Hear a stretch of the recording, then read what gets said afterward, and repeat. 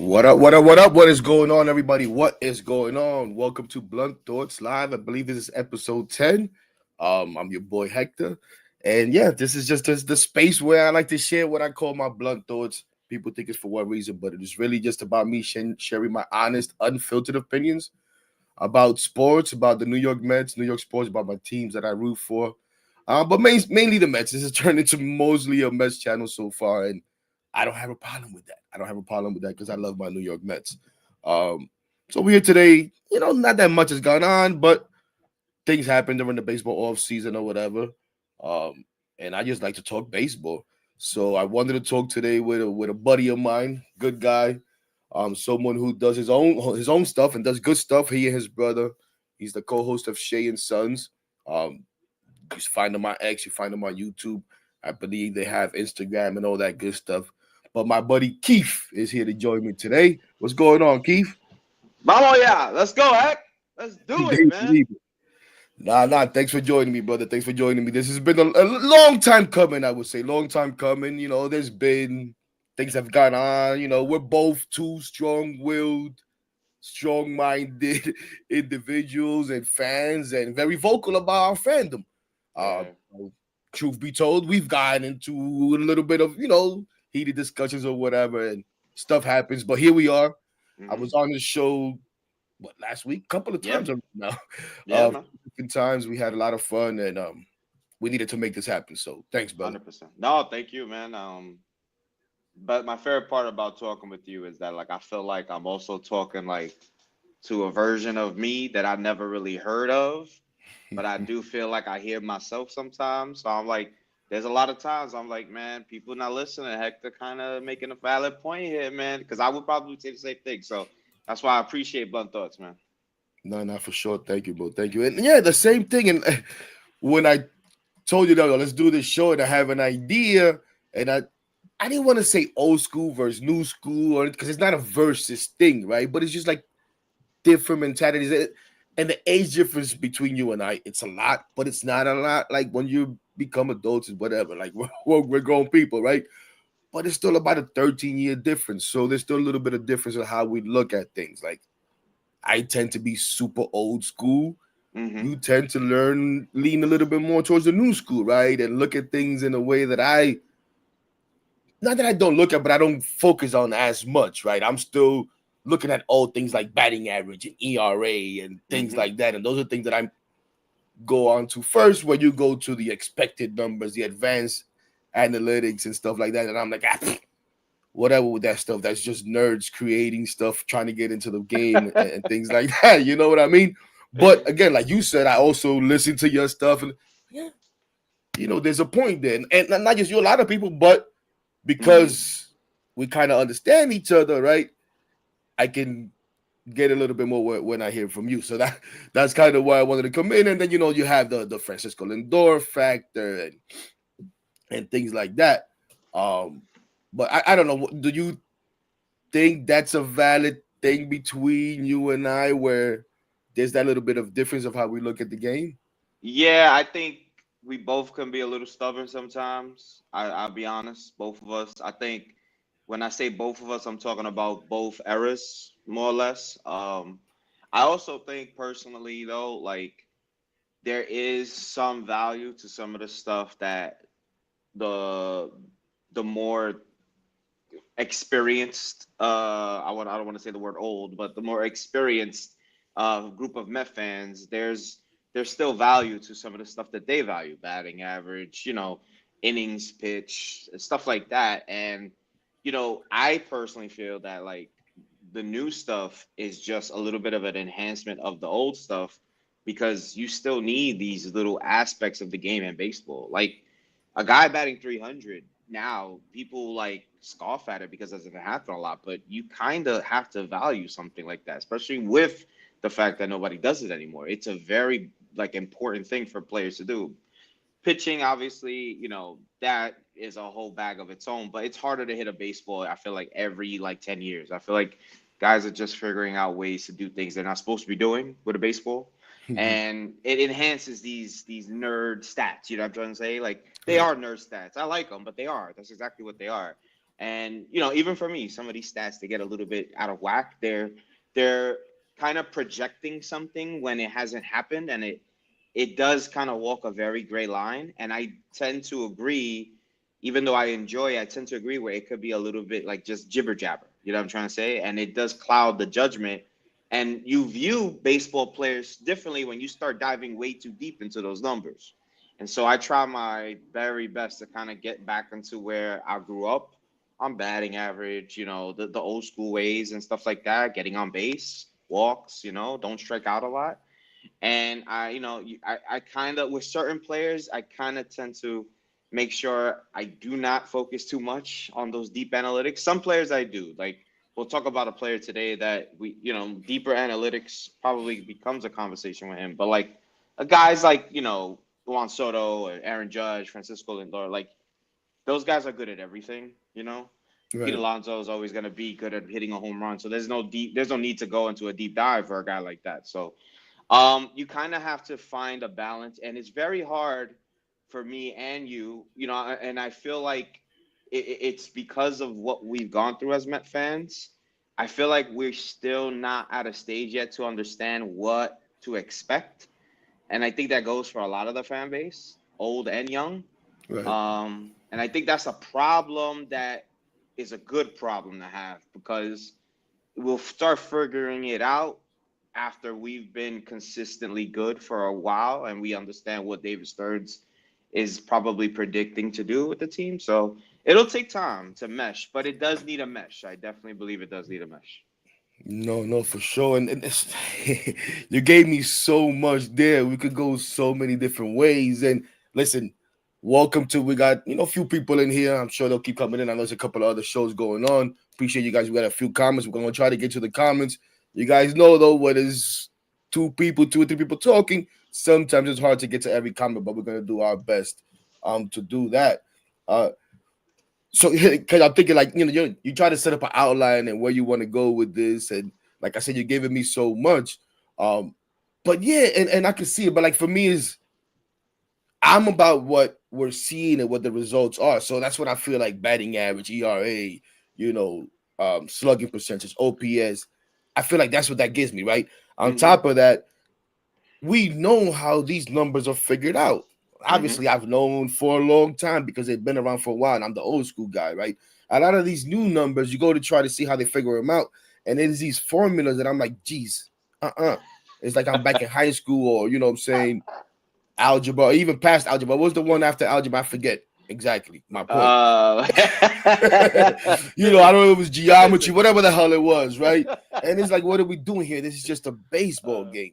And then when you talk about expected this and expected that, and if you factor in a stadium and you factor this, like, no, Peter Alonso plays at City Field. So what I'm interested in is his results at City Field. You can tell me what his expected was or whatever, or his expected batting average was, or but this is what it actually is. Okay. So I don't want to hear about that nonsense. However, I do recognize that for some things, it is a better picture when you look at those expected numbers. And again, I don't even know the numbers, but I'll say, for example, for pitching, hmm because pitchers do depend a lot on other things around them to go right. I can True. see how there's an adjusted ERA, or what is it, fielding independent pitching, and that I hmm see a lot and stuff like that. And I'm like, you know what? This makes sense because I get it. Because you can be a Jacob DeGrom and just get no run support, so you're 10-9 winning a Cy Young, where we Right. wouldn't see that before. Right. So I understand in that sense, but some of them is like, come on, man. Uh, like what are we doing here? And I feel like a lot of it is agent front office speak, right? Oh yeah. So Oh when yeah. an agent is trying to sell a player, yeah, he needs all these expected numbers and adjusted numbers to ballpark and league and weather and night and day and all of that nonsense, because you may be able to sell a picture that we don't see every day. But guess what? As an everyday baseball fan, I really don't care about that. That's their problem. That's what goes hmm on right now in the off season, right? hmm That's what that's used for, in my opinion. In my opinion, for the most part. But I also get how you can implement that in the everyday thing. But it's also like when we talk about managing nowadays, and people wonder, is the manager really managing, or is he just running off a script that's set up pre-game, or is the some people even think the GM has a direct line, and which they do, has a direct line into the dugout and is actually pulling strings along with the analytics department. ¿Tú me entiendes? So I, yeah, as a numbers guy, I hate hearing that. Not like a thing at you, but I am as a numbers guy, I love managing. I think managers are the most critical thing to a baseball team. I think I think it's so disrespectful to the game to think a manager's a puppet. It's probably my biggest pet peeve. It really is. I you and I hate it both. so much, so I hate it much. too. I hate it too. And you know what? Since you mentioned that, and we mentioned how important a manager is, how about we sidetrack real quick to that? As we just had a couple of hours ago, the announcement, the disappointment announcement by us Met fans for Manager of the Year, which was given to Pat Murphy of the Milwaukee Brewers. Congratulations to him, I guess. Reluctantly, I say congratulations to him because it's the right thing to do. But I really want to say F you and FMLB for the nonsense Mm, because, like you just said, a manager is very important. And I think we saw firsthand the importance of that manager with our guy, Carlos Mendoza, who should have been the manager of the year, and the impact that he had, with his steadiness, with his handling of the game, with his handling of his players in game and out of game, all of it, the whole package. The dude turned out to be the absolute whole package, Keith. And I mm-hmm, can't remember exactly your reaction when they hired him. But to me, it was like, oh boy, who the hell is this guy? An mm-hmm, unknown. I don't want to say a Yankee reject because he's not a Yankee reject, right? Because he was woefully employed with the Yankees, and we asked for permission to speak to him, and we gave him a promotion. That's not a reject. Because I mm-hmm, you hear people say that, and it's like, no, it's not a Yankee reject. But to me, it was like, oh my gosh, yeah, a guy that grew up through the system, blah blah blah. And I don't want to get into all that, but similarities almost to Rojas, whom right. we had, and I was like, look at how that turned out. So I don't want to hear that coming through the system, baseball guy, da da da da da. Me being a Buck guy and stuff. But listen, shout out to David Stearns. I've said it before. Hell of a move, hell of a move. But how you feel? I'm asking a rhetorical question because I know how you feel. But how do you feel about the money? And can you believe I saw it? I don't have it right in front of me, but I briefly saw it before we came on. Uh-huh. I think he got three first place votes. He didn't. He Yeah, he, he he was was. in third in voting. Like that Uh-huh. is disgusting, man. Yeah. Disgusting. But anyways, I how you I I have a weird. I have a like I so the common conversation out in like Metland is everyone hates the Mets, right? And yeah. I And I I hate that. I But hate it too. I I hate hate that it too. I hate that mentality. I hate that saying. I don't necessarily believe it so much, but then shit like this happens where I'm like, you know what? I can't even fight it. It Anyways. yeah,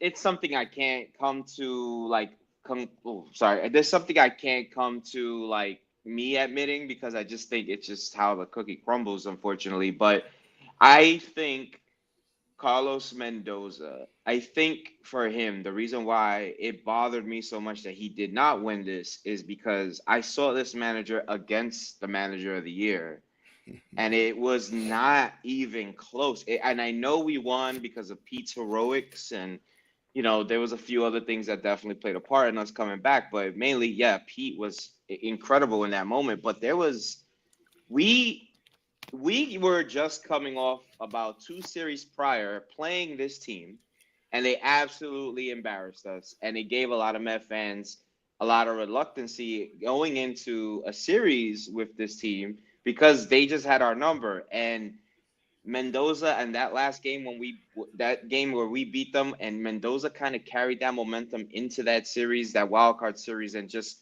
kind of figuring out that we can get to this team if we do what they do to us.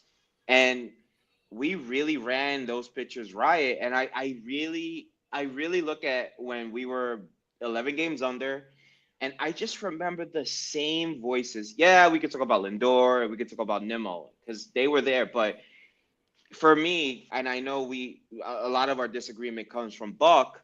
I just never understood half of the things Buck Showalter was telling me. I truly never understood. And I felt like all year, Hector, I wasn't lied to. I wasn't told fairy tales. I wasn't given a story that had nothing to do with the question. And I felt like everything that was given to me as a fan happened right in front of my face. And I was like, this guy got to be one of the best communicators that I've seen as a baseball fan. I could only imagine what it does with the players. And when you hear the players talk about Mendy, oh my God, they love him to death. So it just felt like they would run through a wall for Mendy. And then on the flip side, to contradict myself, is hearing Pat Murphy and how Pat Murphy manages. You hear that he has the sheet in front of him, that maybe a GM comes down and talks to him, and so on and so forth. Okay, I understand. And then you know that he just got there year one based off a team that was built by a guy that we employ. So did he really have to do much with that team if they kind of had everything in place to win the division? They just won the division the year before. I just don't I don't think they had to do I don't think they had to move mountains for this guy to win that division. And all I keep hearing is he won the division. He won the division.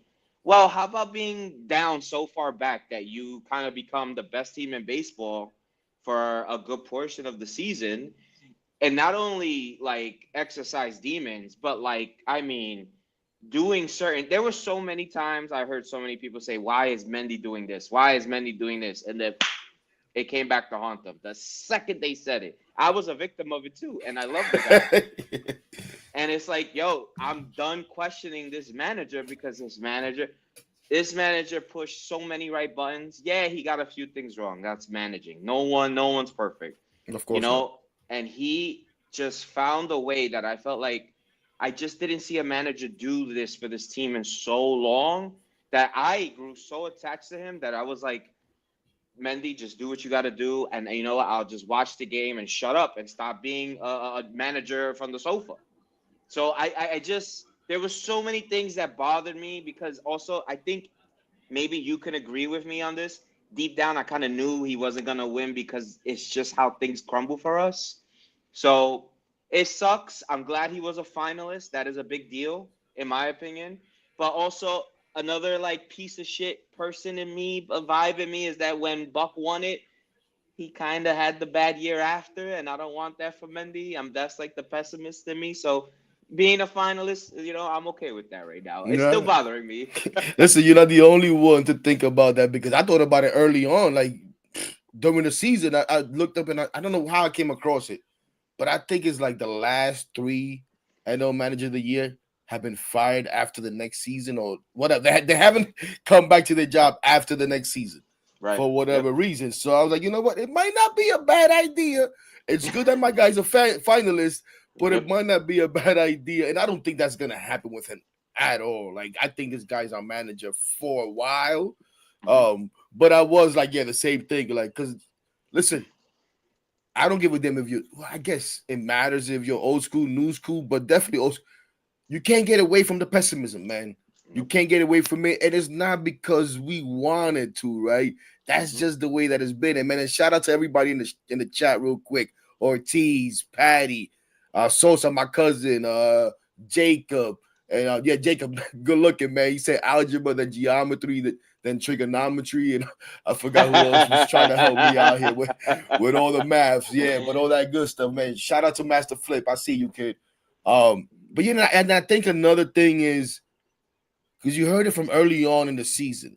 It was like it was almost predetermined. Oh my gosh, this guy is taking over for the great Craig Counsell. Remember him? Oh my God. Who we were supposed to have. And he lost Corbin Burns. And he lost I forget who else and this and that. And it's gonna be such a tough job for Pat Murphy, the career college coach who came in to help Craig Counsell as a bench and that was a storyline almost all year.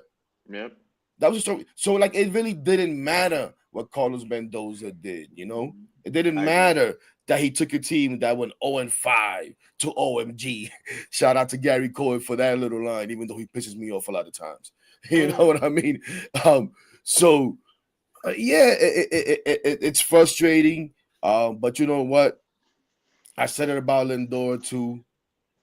Listen, all those awards are nice, and we know we'll probably be disappointed again, as we'll get the MV hitter, get the MVP. You know what Mm-hmm. I'm saying? He should be maybe the most valuable hitter, if you want to call him that, the most valuable offensive player. Yes, I'm talking about Otani.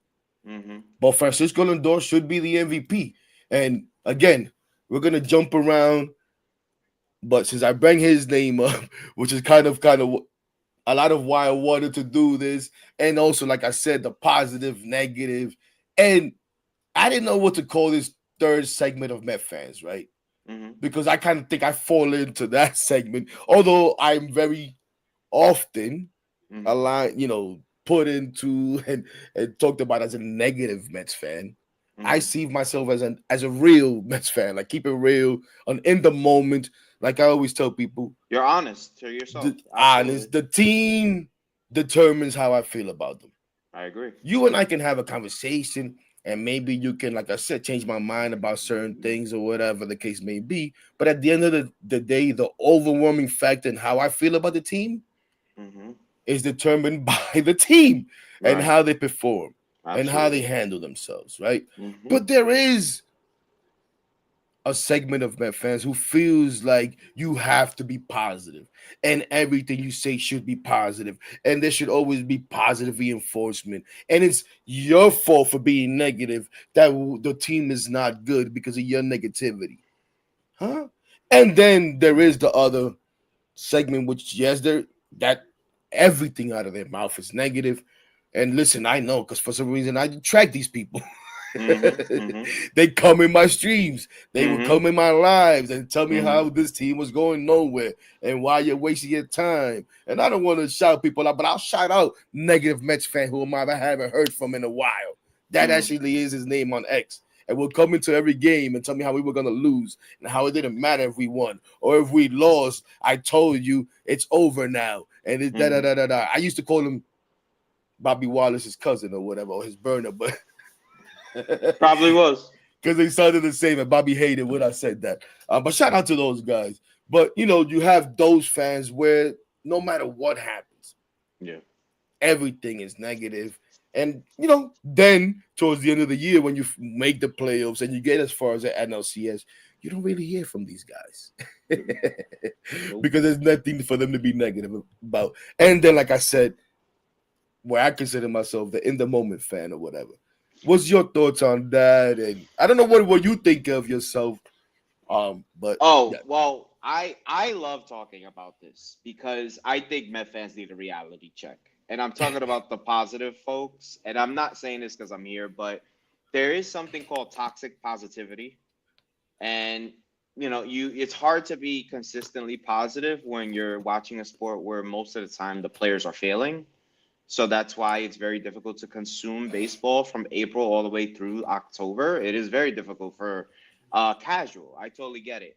My personal preference, see, like this year, a lot of people, if they remember, like when Lindor was struggling, like Lindor's my favorite baseball player, you know that. And I wasn't, I my stance was until Francisco Lindor gets his OPS over my area code, he is Francisco Tejada. And I did that until he got his OPS over my area code. And then I haven't called him Francisco Tejada since. It'll be like that next year. And I love him to death. I love him to death. But in my personal opinion, demanding success means you have to be difficult. I just think that you cannot have an environment where I think what's so funny. They are such a family driven, loving, hugging, all that. But I think inside in the clubhouse where no one's there, no cameras, they know like yo, it's go time. None of the bullshit. And I think that when you do that as a fan, you come across as a negative Nancy. And I just think that you have to be very strong minded with your takes because I do appreciate you as a fan, mainly because you've never changed. Whether there's days where I'm like, oh God, Hector, and then there's days where Hector's right. It's Hector, and Hector's never changed. I would appreciate that if it happened more often. And there was a moment this season where I ran into a very positive Met fan who was claiming to be a Marlin fan, and I think you know what I'm talking about.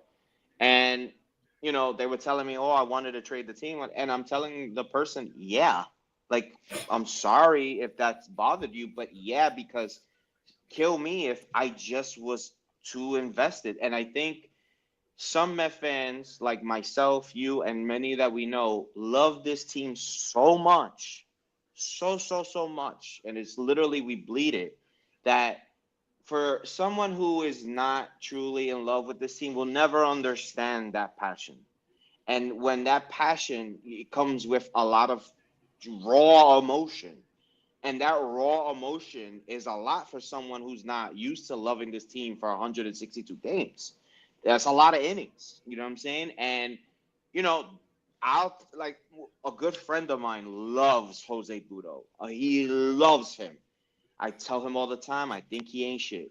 I just think he ain't shit. And I genuinely just don't think Jose Budo is what some people make him out to be. That doesn't mean I don't love him. That doesn't mean I don't root for him. That doesn't mean anything of less of him. I think Jose Budo is going to be very important for us. But do I think he's like really good? If I was on another team saying, "Ooh, I want that," not really. Like honestly. And when you say these things and you represent this, right? Some people get offended when you're just Mm-hmm. brutally honest because now segueing because of that negative group. And that negative group to me, they have unfortunately been magnified so largely because of the Frank the Tanks and the other characters that we know. And that is entertainment for a lot of the people outside of the Mets fan base that LOL Met shit lives through them. And they will never shake it until we win. And I actually truly doubt that. I have my own belief that even if we were to win, that they'll still find some way or whatever to just not enjoy it.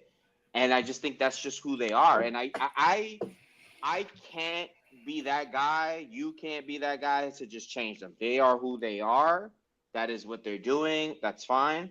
What I learned this year is that you have to be very unapologetic. You love your team the way you love your team. Telling somebody how to fan if they're being absurdly ridiculous, okay, I get it. But telling somebody how to feel as a fan, I think that I can't do that. And I don't think no one should do that. You probably could tell them, hey, maybe you should pay attention to A, B, and C, and maybe consider these other alternatives before making that assumption. Cool. But I can't tell you how to feel in the middle of the seventh inning if Ottavino comes into the game and I know what Ottavino could do.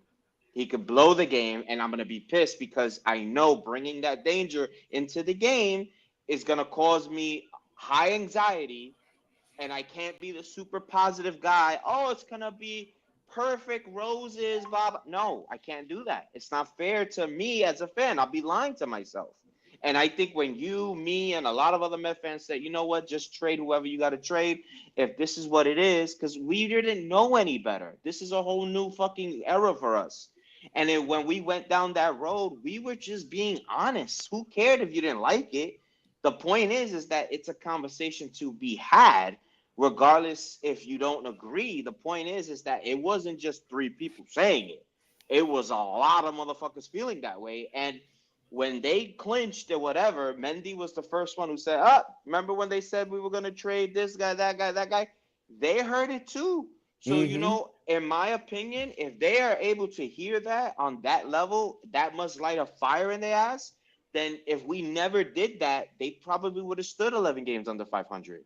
You have to do that with these players. It is a long season. Like, thank the Lord for Jose Iglesias. Honestly, I like truly probably like you Who said we'll get to. you said a good thing the other day, how you could see how he brought some guys together like past the baseball, you know what I'm saying? We'll and get to it. and it was a good thing, it really was. But it's not common in a lot of clubhouses to have somebody to bring people together like that, because people take for granted. I had this, and I'll shut up now. No, People good. people take for granted. I had this conversation with a friend. He said, what is a more difficult season? NFL 17 weeks or 162 games? And he said, oh, because every week is like do or die. And I said, brother, you're literally away from your life from April to, if God blesses you, through almost November. and you're stuck with these group of motherfuckers. Do you understand the ups and downs and the mood swings and shit? Yeah, I get tired of seeing my own brother sometimes, and I love him to death. You need Mm-hmm. a me moment. Like I need 10 minutes to myself, whatever. Mm-hmm. And then you gotta go hit a baseball thrown at you 100 miles per hour. Coño, man, this is not easy, bro. And God forbid you make a little error. God forbid you say something wrong to the media. Oh my God, it's blown up out of proportion. We know that because we're New Yorkers, right? So, look, Aaron Judge is never gonna let down that drop ball until they win a Oh World hell no. Series. That's the new, like, you can never say You anything can't fumble crazy. anything, bro. That's the Aaron Judge now. So Exactly. So this to me, with a fan, like, when you say the in the moment stuff, I understand what you mean. Part of me does feel like, I kid you not, I feel like I'm all three at once, and I know that's probably not a choice. no, no, no. And I agree. I you think know, the only thing I'm not too much of is the positive, I guess. Which I think I can be positive. I look at things positively, especially when you bumped into negative fans. And again, man, thank you so much. And I'm glad you enjoy this and you're giving me so much and your responses and stuff. Because like I said, I didn't tell you too much of what we were going to talk about. I told you the idea that I had, but that's how we do it, right? I don't have preparation. I just have certain bullet points that I know that I want to get to. Other than that, is I hope that stuff that I always think about pops up during the conversation, and it is as you're talking. So again, thank you for that, and I appreciate every single one in the chat and your patience and just you guys being here and hanging out with us. And I hope you're enjoying this as much as I am. But like I said, we're gonna go all over the place, and I'm trying to see where I go with what you said. But one thing is, yeah, I see myself being all of these things, and that's why. How do I say it? I don't shun the negative Mets fans like some people tend to do, right? And you know what we do, right? We do the spaces, you do this and you do that. And I've stopped going into spaces because it bothers me. One, I don't feel too welcome myself because of how I am. And people don't get it, right? And we're gonna get into a huge reason why next, right? Because you're the perfect person to get into it with, and because there's that trust between you and I now that I at least I think, right, that we've built because yeah, of things that have gone on, right? yeah, for sure. But I, still communicate with these people, and if I did host a space, I would still let them in. And because of that, people didn't want to participate in myself. Oh, why are you dealing with these guys? And I'm like, wait a minute. These people are Met fans just like me, and I get just as frustrated as them. I may not stay that way. I may not just stay negative, even though some people may think I do or try to say that I do. I may not stay 100% negative all the time, but I know I can be these guys. And again, I don't want to name people because it's not fair to them and stuff like that. But we all know who we're talking about. And it doesn't matter if you don't know. But even someone like Frank the Tank. And I'll be honest. And one thing I don't get, right? People, I can't stand this guy. People gotta stop paying attention to this guy. Well, you know what? Stop retweeting it. Stop talking about it. Stop telling everybody how much you hate it while you repost their stuff and give them more publicity and help them get out there more. Yep. You don't see me reposting Frank the Tank stuff.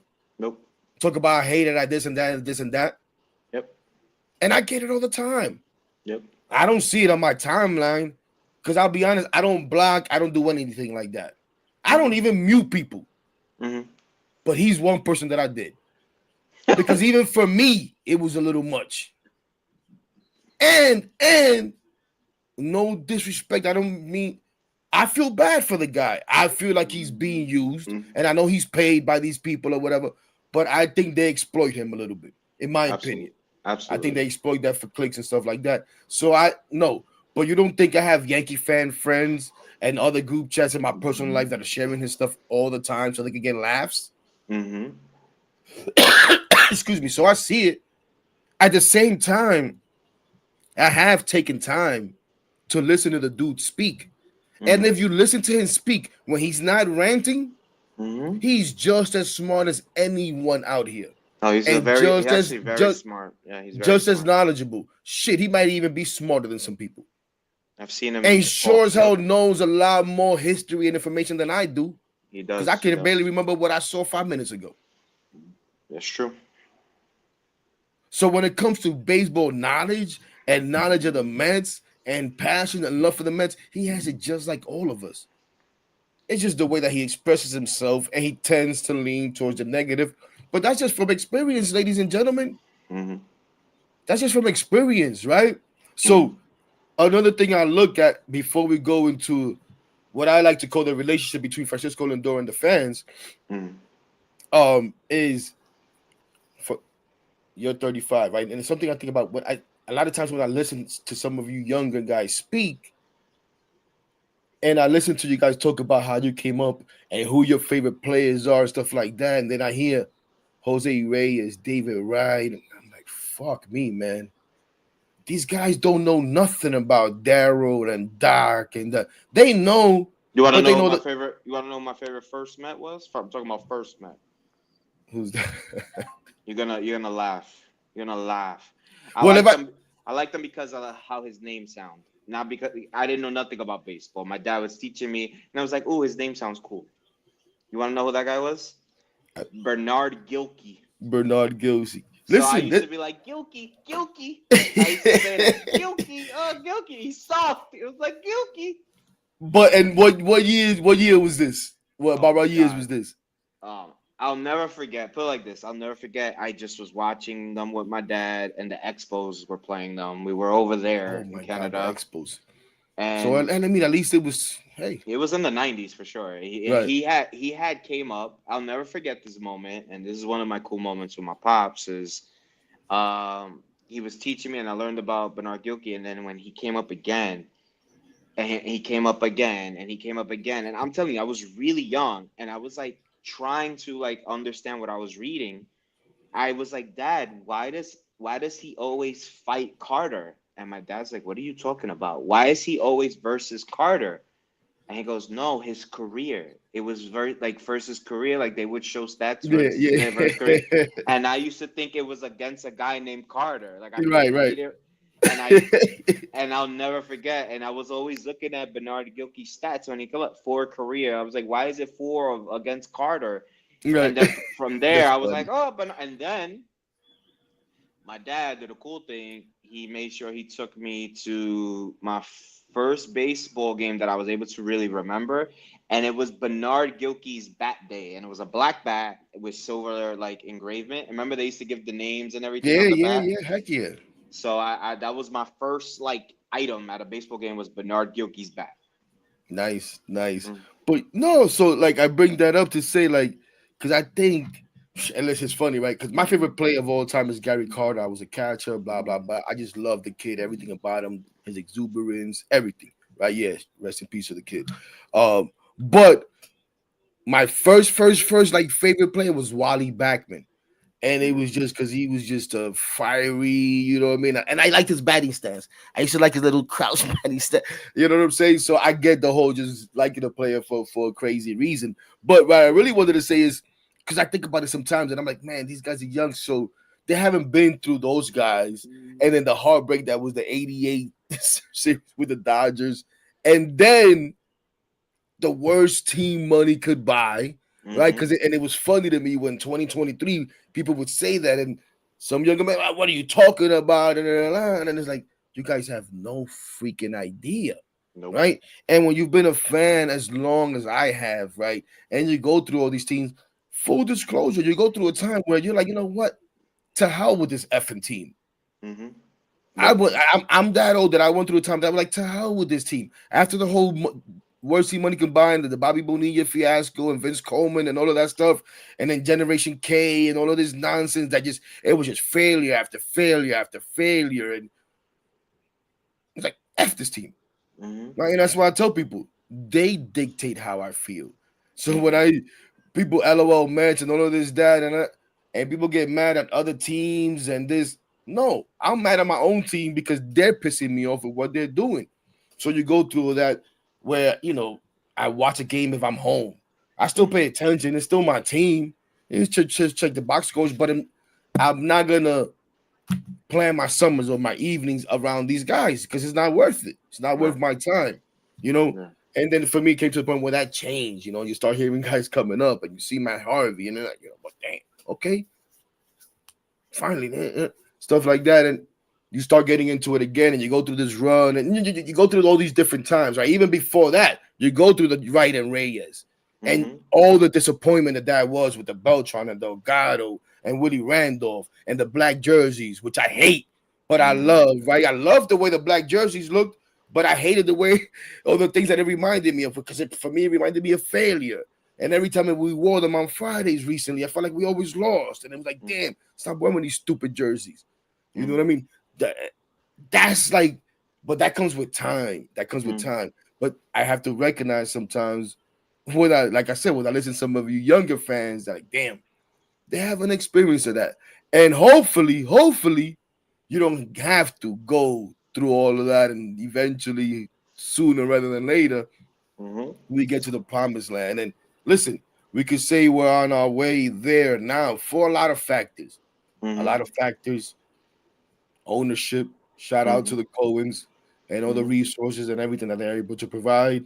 You know, David Stearns, who's now in here and came in with good reputation, with high expectations, and so far, in my opinion, and I think you share the same, has done a hell of a job and deserves benefit of the doubt, even for a move like today, which you alluded to and we'll get into hopefully.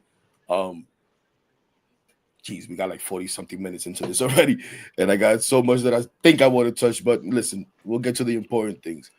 Um, but another big factor is this gentleman right here, Francisco Lindor, whom I Mm-hmm. mentioned before should be the MVP. Probably won't win the MVP, and it's going to be something else. What is that, tomorrow or the day after, right? I forget when is that announced, but I know it's Thursday the. or Friday, I think. Thursday or Friday. I don't think it's Friday. I don't think there's any announcements Friday, so it's either I think tomorrow or Thursday. Because I what think is it? tomorrow's the Cy Young, I think. Cy Young, and then yeah, okay, I think so. I think Yeah. Friday's the Something like MVP. that. Yeah. Something like I that. mean Thursday's the MVP. I think today's Mm-hmm. Tuesday, right? Yeah. But the whole Francisco Lindor, and I got here Francisco Lindor's relationship with the fans, right? Mm-hmm. And that can go a lot of ways, how he's viewed and stuff. And again, in the line of positive, negative, there's a lot of fans that you can't say a negative word about this guy. You cannot say a negative thing about this guy. And to be honest with you, full disclosure, for a while, I pictured you as one of those people, right? And a lot of the guys that we deal with, and that's why we had a lot of conflict sometimes because I am someone who was critical of Francisco Lindor, and that was perceived as hate. Now, I'm not going to say by you, but by a lot of people. Oh, you're a hater. You just hate Francisco Lindor. How do I hate Francisco Lindor? He's a Mm-hmm. fucking Met. And although to me it's all about the name on the front of the jersey first, he's wearing his jersey. And anybody that Mm-hmm. wears his jersey, I'm going to root for, Absolutely. right? And although it's not a dominating factor for me, on top of that, he's a Latino. So I'm going to root for him. Although Yep. I don't let that overtake me like I feel it does some people. Mm-hmm. Right? And then gets divided into whether you're Puerto Rican, Dominican, and I don't like to bring those terms up because it gets into and I don't want to go there. Into the racist thing and all of this nonsense, but it's the honest truth. And like I said, I think we have that trust. But you said something earlier, which then I realized as we went along this year, where you yourself were like, you know what? No, this guy deserves some criticism, and I was like, you know what? Okay, maybe there's Absolutely. some maybe there's some growth there from Keith, or maybe I was wrong in how I was perceiving him. Maybe I wasn't giving Keith enough chance to express himself or whatever the case may be. But there is that divide between Met fans when it comes to Francisco Lindor. And one thing that bothered me always is because one thing I always say with everything is listen to the person speak. Whether it be, a David Stearns or whatever, there's a report out or whatever. Don't go look at and I see I don't know. I'm sorry because I see it here. Everybody else can't see it. But because I had taken it off before and I was trying to put it back up, I just forget how to do it. I got to try to do it. But guys, you can't see that Keef's name. He put Keef hates John Heyman. I wanted to mess with you with that. No, I know. Keith hates John Heyman, right? I think it's hilarious. But one thing I always say, right, when you read John Heyman's article, Mhm, is your responsibility, not you, Keith, alone, but your responsibility and even my responsibility as a fan to understand what the hell you're reading and what he's reporting as fact and mhm, when he's giving you his opinion. And that mhm, goes for everybody, right? Not just John Heyman. And the same thing with these players. So I would listen to the post games, and Francisco Lindor would have the same criticisms of himself that I would have. mhm. But I was being labeled a hater.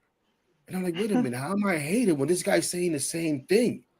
And then people are spitting numbers at me about all these expected numbers and all this and that. I'm like, I don't give a damn about that because right now it's fucking April and we're falling behind. And one of our big guys is not doing anything. And I'm Mhm, watching this game. And if he gets one hit here, maybe we win the game. And he didn't. And not just him, but shit, this game, he came up twice, but he could have just got a hit. Damn, just put the ball in play, bro. Hit a fly ball. Maybe you could have tied the game. There was men on mhm, second and third, and you struck out.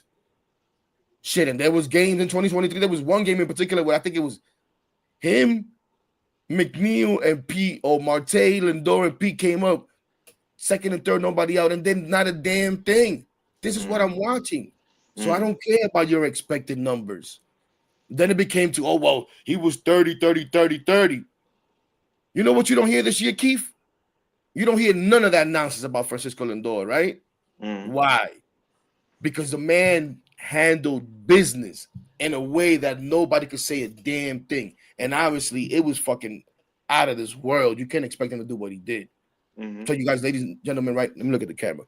And I'm sorry because I figured I got the camera like a little bit above. So I do Francisco that too. Lindor will not duplicate what he did this year. It doesn't mean that he's not a great player. It doesn't mean that he's not going to do great things. But that was fucking phenomenal. You know what I'm saying? But the point is, he was able to come up in situation. And not that he didn't do it before, Mhm, but it seemed like this year, and it wasn't. It wasn't, right? If you go look at the numbers, it wasn't. But it seemed like this year, every opportunity he had to impact the game, he impacted it in a positive way. You know what I absolutely. mean? And it Yeah. was about the actual production. It wasn't about expecting numbers. It wasn't about anything like that. But one thing, and I wanted to have it up here, but I wasn't able to bring it up. But I shared it with you before, and it's something that I shared in one of my shows that I did before was his last post game interview that he did, where he talked about how something that you mentioned about us demanding as fans because we want to win, being Mhm, demanding. Well, he talked about that, how mhm.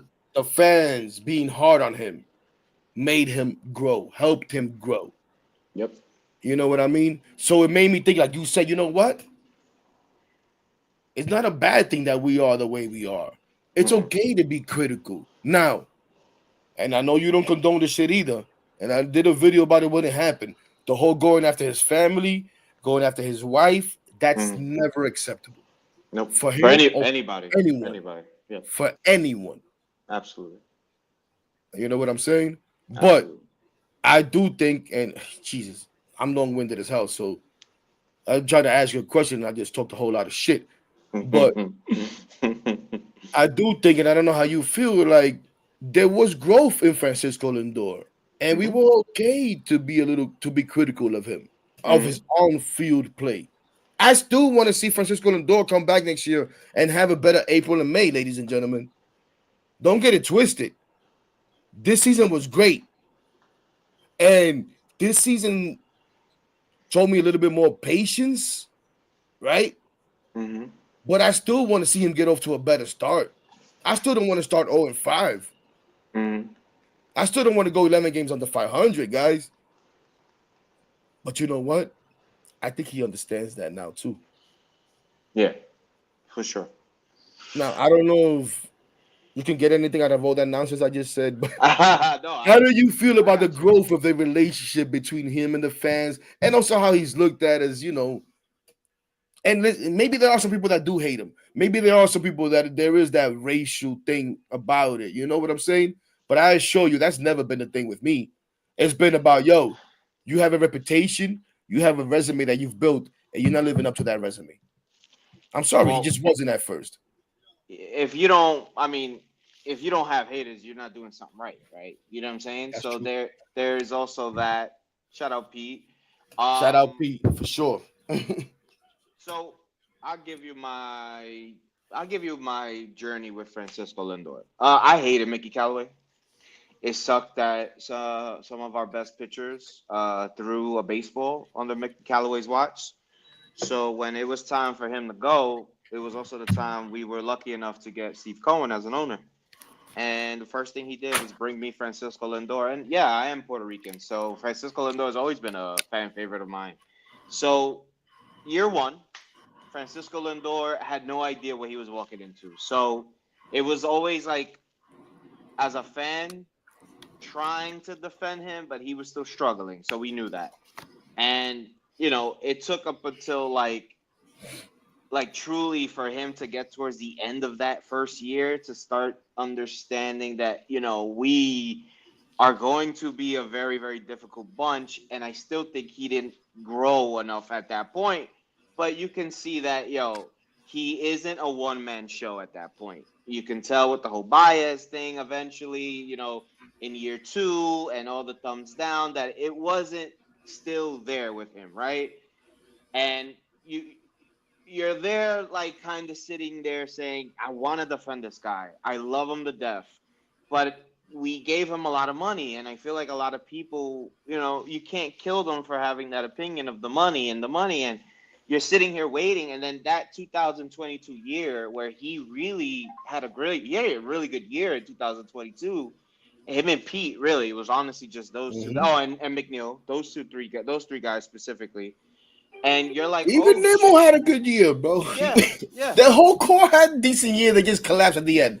yeah. They were giving us kind of glimpses of what they could do when they're like clicking, and it was like, Hmm. oh shit, all right, guys, like, yo, Lindor's doing his thing, so we really can't kill him. And even then, it was like the way it ended the season. It was like because it ended the way it ended, a lot of blame unfortunately fell on guys like him and Pete and the pitching staff, right?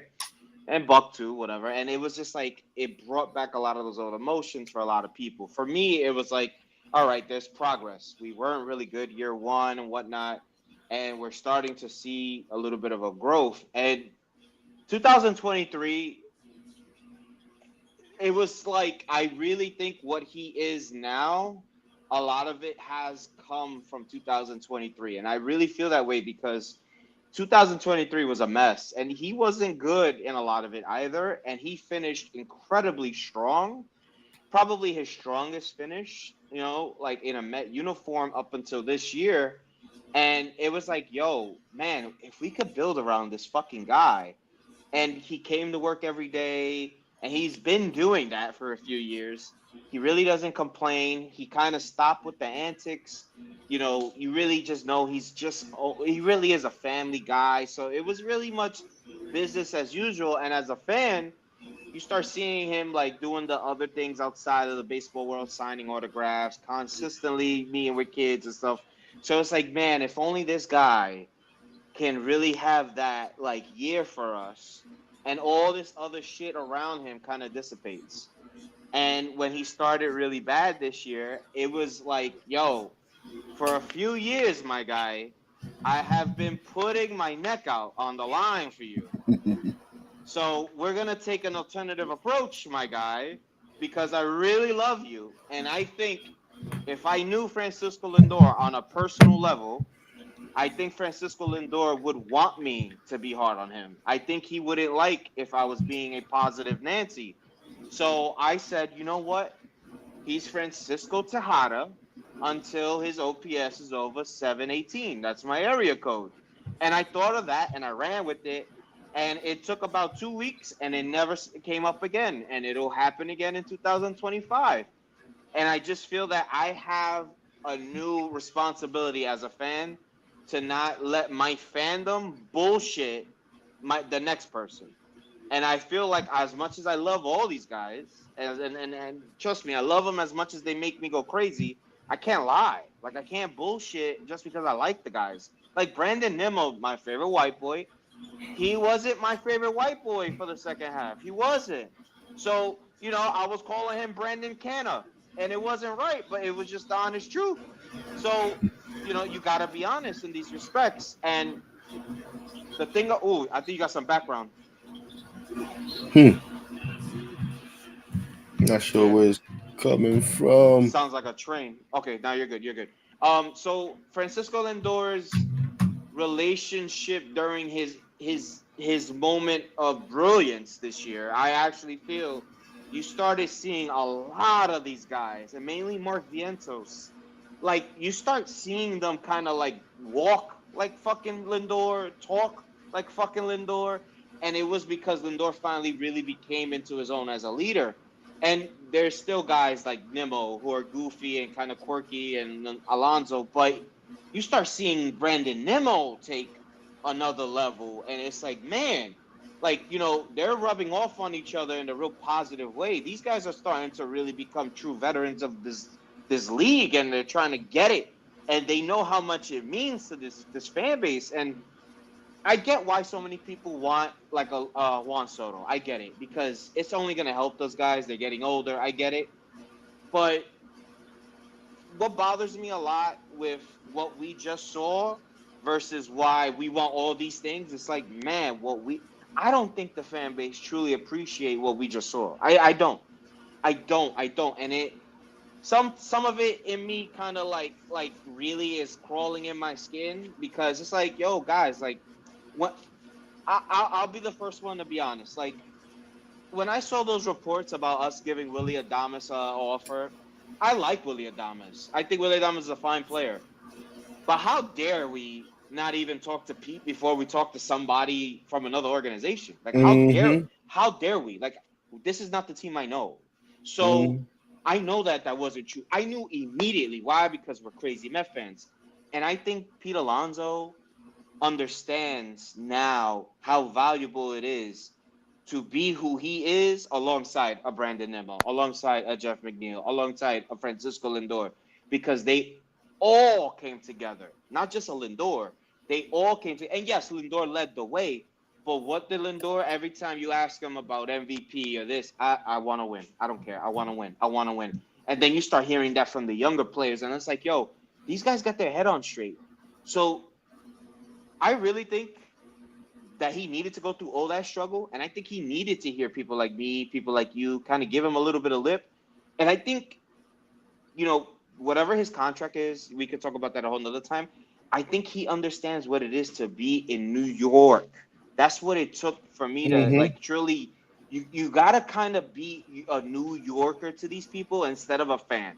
And I think they'll understand this place a lot better. I really, and that goes for anybody. And honestly, they appreciate it, Keith. They appreciate it, as Yes, most of you guys know, and I've yes. told you a couple of times already. I was lucky enough, fortunate enough to run into Sean Shamanaya. Mania, right? Yep. And listen, blunt thoughts, excuse me. Damn, sorry. But You're good. listen, blunt thoughts, like I've said, it's not just because what everybody thinks the easy way. It's because of the way I express myself. And I told Sean when I exactly this. I was like, yo, Sean, I got a little YouTube. That's what I was like, kind of like starting. I had just started the YouTube, doing the lives or whatever and stuff like that.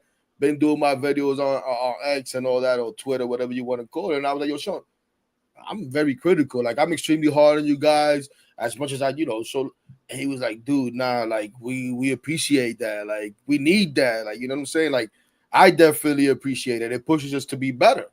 Yep. And I was like, you see, I'm okay. It's okay to be me. You know what I mean? It don't have to be positive all the time. Like, no, I don't mean maliciously negative or anything like that. And I guess maybe you could say sometimes I could be maliciously negative. It's not my intent, but I can see how it could be perceived that way, especially when it comes to someone like you mentioned before, an Adam Ottavino, who I really don't have much confidence in or time for or anything. But like you said, when he comes in the game, I'm like, oh gosh. But as soon as it's play ball, it's like, okay, out of stinko, let's Yep. go. Yep. Stop me from calling you out of stinko tonight, Yep. and let me Yep. call you out of Vino. no disrespect. It's all in fun. I know you don't want to disrespect people's names like that. You know what I'm saying? But listen, it's blunt thoughts. You know, so like again, it's just a damn. I kind of lost my train of thought, but listen, I think you touched on it perfectly, and it's fucking 10 o'clock already. And I said we're gonna try to do this within an hour, but I want to touch on a couple of Yeah, things yeah. real quick. I got But a few more time. I got a few little bit more time. the whole Francisco Lindor growing into that leadership, and I can't remember. Was the team meeting before Iglesias or was Iglesias already there? I can't remember exactly. Before, I think it was before It was Iglesias. like a week before Iglesias came up, right? Yeah, Iglesias came up like literally like I want to say 10 days after or something like that. Right. Um, but that team meeting was huge, right? Because finally, I think finally, like you said, Francisco Lindor realized his place. And listen, you mentioned it before, and I'm right there with you. I was a Buck guy, but as Mm-hmm. we had Buck, his press conferences, his mumbling, his deflecting. When you asked him about one guy, and he starts talking about the other guy, it drove me crazy too. It drove me crazy too. Now, I didn't want to put all the blame on Buck for what happened in 2023. I think there was a lot of dynamics, but he did have some blame. But one thing I will give him credit for is for helping Francisco Lindor understand a little bit of how he needed to carry himself here in New York and being able to understand how New Yorkers are, Mm-hmm. how New Yorkers are, you know. And you know what? Just popped in my head, which I thought was impactful at the time too, and I even made a video talking about it, saying because at the time things were going bad.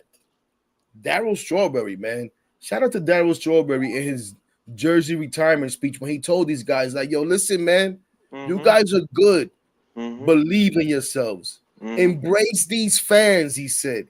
Embrace these fans. They're hard on you, but they will love you. Oh yeah. They love you. I think little things like that finally, and obviously him wanting to win as a competitor and getting tired of the losing. Shout out to somebody who I have a love-hate relationship with. Let's say it like, because there's no love there. JD Martinez, whom I didn't really listen. People loved his comments that he made about, oh, let's just gotta have fun losing. That shit used to piss me off. Mm-hmm. But it worked for them. It worked to losing them up in the clubhouse. So I recognize that. You know what I'm saying? And Yeah. because there was something you said before that made me think about that. And I can't remember exactly how you put it. But when guys would talk about the numbers and how they were being so bad, but they embraced it and said, you know what? Let's go have fun sucking or whatever the case may be. And again, it worked for them. I hated every time he kept saying it though, because it was like, yo, I'm not having fun watching you leave men on base. That's not fun to me, JD. You know what I'm saying? But I'm gonna skip here because you mentioned two things that I did want to touch on, Soto and Pete, and then we'll briefly touch on that because those subjects are just tired too. Like I know people are Yeah. bored with them. I'm bored with them, and that's why I kind of like appreciate that we've been able to have this conversation. And again, shout out to the chat, man. And I apologize that I haven't been able to get to all the comments. Um, but I wanted to talk about Iglesias and the Mm-hmm. impact that he's had, right? Um, because I think it was huge, and I think it helped a lot. I think it helped a lot into the clubhouse and how this team started to carry itself, and the Mark Vientos and all of that. But it even helped off Francisco Lindor and his leadership. You know what I'm saying? And you alluded to earlier where I have talked about, and I know you and I have spoken about this in like spaces before, and we even talked. We joked about like, yo, let's get another Latino to play second base with Lindor so we can have that Latino element, that flavor. Da, da, da, da, da. I don't know if you remember, but I remember us talking about this in the space way before it happened, where we Yeah. were just stinking it up because Yeah. we sucked and we were like, yo, what do we need? I even said, yo, we need a dark skinned Dominican, no me joda. I remember, I don't know if that was in 23 or even this year, but I I probably remember it. that was probably 23 because I was hoping Mauricio would be that dark skinned Dominican. I know we got Marte, and guys, please, it's all in fun. Yeah. Let's not get offended here. But but but listen, Iglesias, and a lot of times people think the leader has to be the highest paid player or the best player on the team. And I've always said no. You could lead in so many different ways. And we know this team needed somebody to loosen them up. Mm-hmm. And like I said, over and over and over and over, I said you said it over and over and over again. We saw Lindor and McNeil come to punches, come to blows. Yep. We saw that. You know what I'm saying? And we Yep. know obviously they've been teammates for now 2 seasons after that. So they've gotten over it per se. But had they really gotten over it?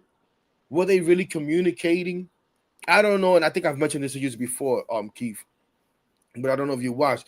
This is Spanish podcast, bro. That if you don't watch it, you should watch it. It's called Abriendo el Podcast. And it's in Spanish. I think I've seen clips. And these guys interview all these, former players and stuff like that. You Yes. name it. Yes. Latino Yes. players, Albert Pujols, Carlos Yep. Beltran, all of these guys. You know what I'm saying? All the big guys. Juan Marichal, all the going back to that. Rico Calti, going back to there, right? And I love these interviews because these guys is no holds barred, bro. And you learn, and it's different times, right? And some things have changed, but you know what doesn't change? Is humanity. Mm-hmm. We're all humans, right? So you Mm-hmm. learn a lot from these guys of dynamics in a clubhouse. Yo, and although these guys spend all this time together and they travel and all of this stuff, not everybody there talks to each other every day. No. Not everybody there is friendly, and it's not in a malicious thing. Some guys are introverts. Yep. Some guys that go in the clubhouse and sit in the clubhouse and put on some headphones and hang out in the corner all day. But that's just how they do. That's just what they do. They're shy. They're whatever. And if you don't believe that, right? And I'm not saying you. If you don't believe things like that happen, listen to my guy Francisco Alvarez when he said, "Yo, Starlin Marte told me this," and when he said that, it meant so much to me because he doesn't talk. Mm-hmm. And if you see Starlin Marte, you probably think, Marte down in the dugout in the clubhouse all day, ha ha. But no, that's not the case. Mm-hmm. He's a quiet dude, Mm-hmm. right? So when you have an issue like you do with a McNeil and a Lindor, yeah, there may be some apologies because they have to and they got to make it work or whatever. And like I've said before, the whole double play, open mouth, closed mouth, they do that. Yeah, they bat behind each other, whatever drives you get a fist bump. But are they even saying hello to each other really? Other than that, Mm-hmm. Right. you know what I'm saying? Are they having a laugh about anything? Because you tripped in the clubhouse, somebody tripped and you have a laugh about it, or so, whatever. Are they sharing that? Probably not. They probably weren't. But when that changed, oh my God. Yep. Todo lo malo, échalo pa' allá. And don't, my rhythm is fucked up, I can't sing. Right? When Iglesias came up with what people were saying, this corny song and all of that, and listen, the song is just a byproduct. You know what I'm saying? The song just happened to be a great thing. I think his personality is also important and that can't be ignored, right? And the type of person that he is, so that he was able to come in there and make a Francisco Lindor and a Jeff McNeil laugh at the same thing and have a good time. Oh, yeah. You know what I mean? So we get to today. Today we had this interview on WFAN. Shout out to them. Shout out to Boomer and G on the Fan. He had this interview and he talked about all of these things. And I want to share some of those clips, but it's kind of like jumped around. But I want to, because I want him back at the right price. And I made a post about that, and people go crazy right now. Oh, you can't make him everywhere. Well, how much money are you trying to give him? You think he's going to hit 340 again? And then, like you said, sometimes as fans, there's things that we don't see, we try to ignore, we don't want to recognize, whatever it is may be. I'm not saying you bring up Jose Iglesias back because I want him playing every day. Because truth be told, I hope and I would like, and it was a small sample size, but I would like to come into next season giving Luis Angel Acuna every opportunity in spring training to earn that second base job. And I wouldn't mind having Jose Iglesias as what I like to call a caddy, as right there behind them, just in case it doesn't work out, as a bench guy, whatever the case may be, to back him up. But that's really what I would like. But I want Iglesias for the impact that he had and the impact that he can still have in the clubhouse. But anyways, I want to listen to a couple of clips from his interview this morning. I hope you don't mind. because I want us to elaborate on it a little bit. The first thing is where they ask him about him wanting to come back, and his response to that. Talking with Jose Iglesias, who will be appearing with us on Friday Night Boomer Geo live at the Paramount, and he'll be performing OMG for us, and Candelita, as he's known by, as when he is singing the song. Interesting watching this season unfold. Jose, do you expect to be back with the Mets this year? You know what? I hope so. I hope so. I know they are a team that want to win, and I can help them. I can help them on and off the field. I feel very comfortable there. I connect with the city, with the fans, with the organization, with the culture, with the players. So let's see how that plays out in free agency. But totally up to him and to see what happened. But most definitely, it was a great experience. It's a great experience for me. It's a great experience for my family, and also for the city of New York and the Mets organization for sure. It was certainly being great to have you back. That's for sure. I just want to ask you one question. Bro, I'm going to stop it there real quick. But I think that's important, bro. When he says, they want to win, and I want to help them, and I think I can help them on and off the field. That's what we're talking about right here. I think I've had it in the back of my head that I would prefer the bench to have 2 kids and 2 vets, and I think the 2 vets would be him and Winker. I really feel that way. I know it's probably gonna be a little bit tough with Iglesias because he actually really kind of like reinvented himself with the Mets in some ways. And also he does bring, the outside, the baseball stuff, and it could be really meaningful for some organizations. But I just think that this is kind of like the home that he's never had.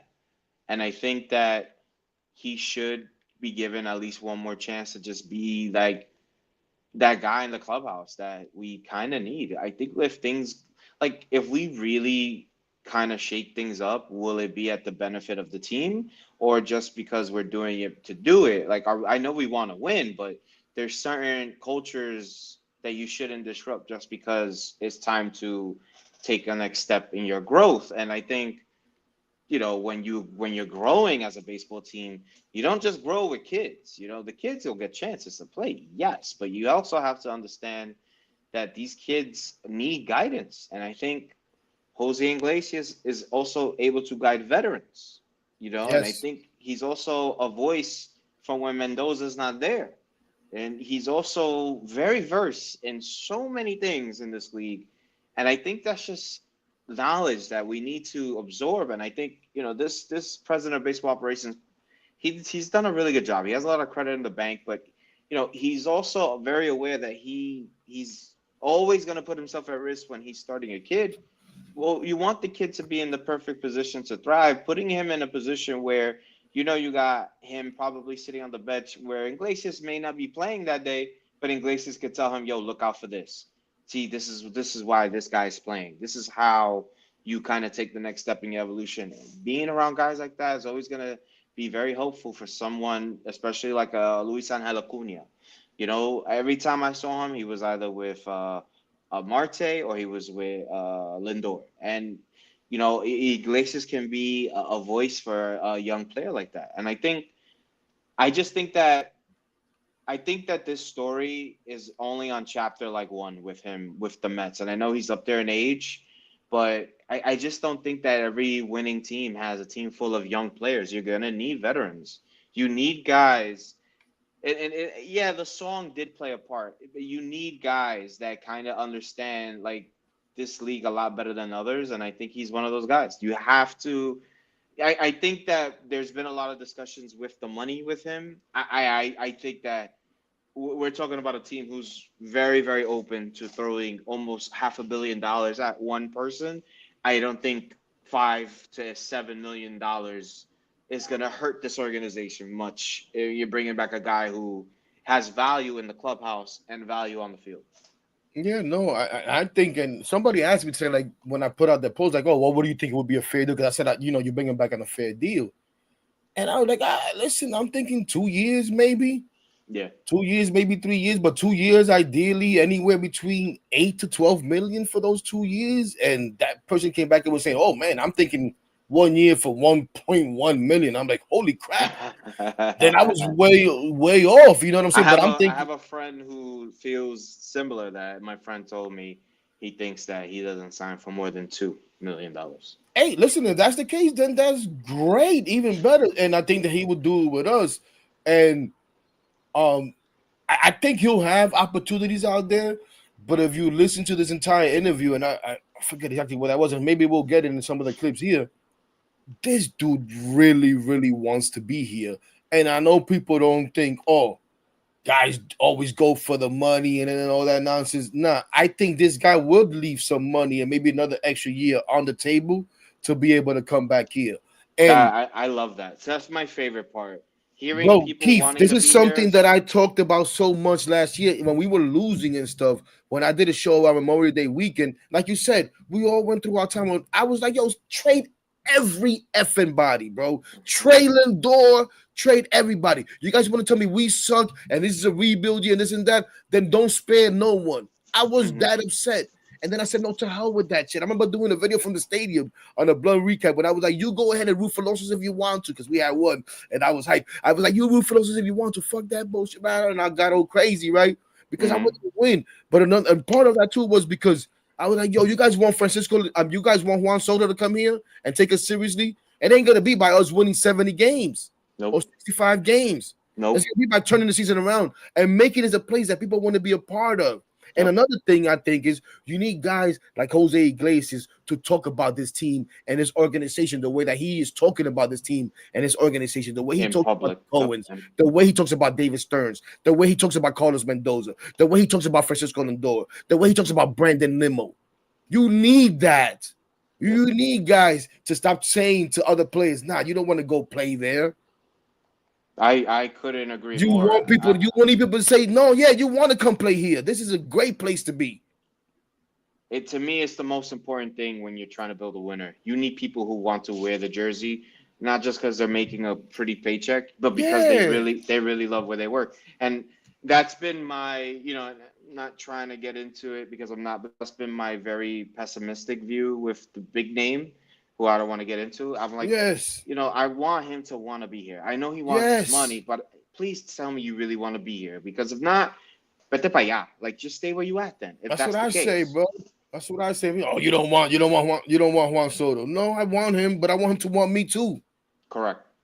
Not just because I'm throwing a boatload of money at him.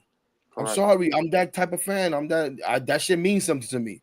Who Minaya, cares? As long as he gets it done in the field, blah, blah, blah. Nah, I care. Minaya and Iglesias have done a really good job of, and even Sevi, when they talk to him, like, just like, I would love to be back, this is truly. Don't get me started on Minaya, bro.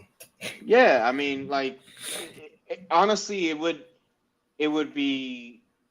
Look, there's deeper, like we started the show. There's deeper analytics to why you may want to look at someone younger or whatever. Okay, like, I get it, but there is X80. Sperm bank. No, you're fine. There is a element to having a clubhouse with guys who know what's expected of them and know how to just ease up and have a good time. Those are the guys, honestly. Those two guys, Minaya and Iglesias. I think if you lose them, if you lose them and you gain Juan Soto, I'm gonna still be bothered by that. I really am. Me too. And I want you to listen to something. Another reason why a guy like him is huge, and I don't know why this crap doesn't necessarily need fast season that you had that. Learn more at Sperm Bank. Playing, you dumbass. Hold on. For the chance. Because I want you to hear this when he says about, Gio asks him about, the season that he had and the impact that he had, and then not playing game 5 and 6. Mm-hmm. And his response, bro, I don't know if you heard this, but I know you're not a big WFAN guy, so I'm here to help you out and put you on. But check this out, bro. During that time, they actually, season that you had that you didn't end up starting in the last. Shut up, coño. Year, Steve and Alex Cohen should give you $660 million because everything turned around after. Number one sperm that bank was funny in the when Gio said that. Please, year, Steve and Alex Cohen. Number one. For the chance to earn up to $1,500 a month as a sperm donor. Yeah, that's right. And after what you meant to this team last year, Steve and Alex Cohen should give you $660 million because everything turned around after you got here. So what was it like? It was tough because of the great season that you had that you didn't end up starting in the last two games of the NLCS, games 5 and 6. What were your emotions during that time? Yeah, I mean, it was a team. It's all about the team. It's never been about me. It was the manager decision. I respect it. I don't necessarily need to agree with it, but it's fine. I put the team in front of me at this stage of my career. I just want to win. I just want to have fun. I got nothing to prove to no one in the league. And I think that's also the number one secret for me. It's putting the team first, like I did this year, and like I will continue to do. And I think that brings the best of me, and it shows, in the energy, because like you can help the team in so many ways, not necessarily with the bat and the glove. That can only help you so much. But when you put your energy and your faith and love to the project and to your team, that shows. It doesn't show on computer, it doesn't show on numbers, but it shows on energy, and energies are huge over the course of a baseball season. Oh, yeah. And you know what?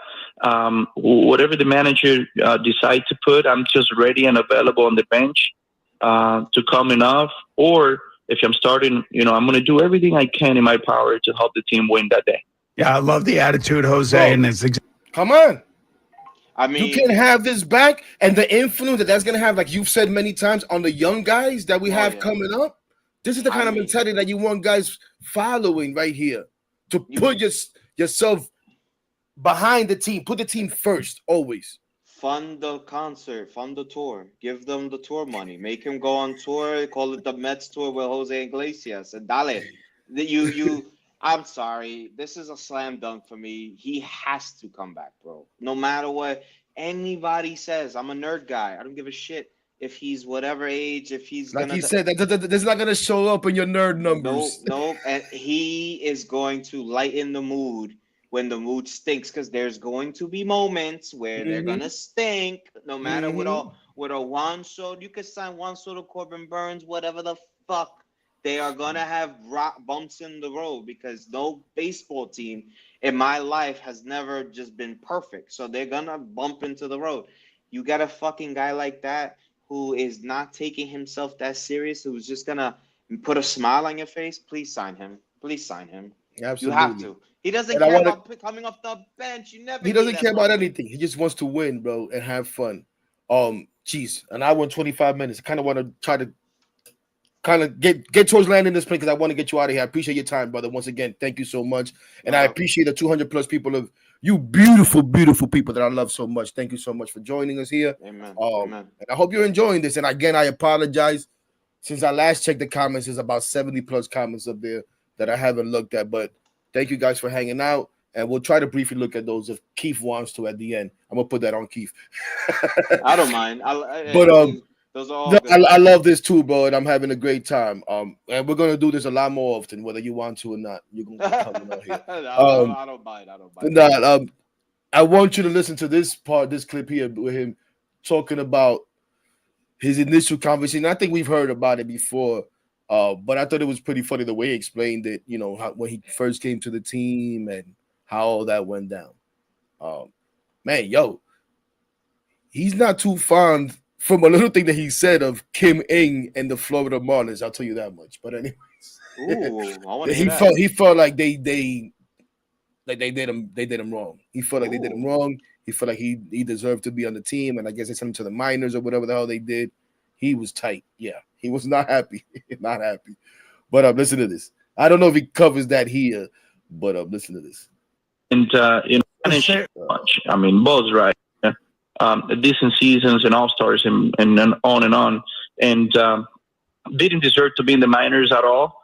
Kim, Miami, they decided in the minor leagues. Those guys going through so much. I mean, Bo's right. And it's just not cool. But you know what?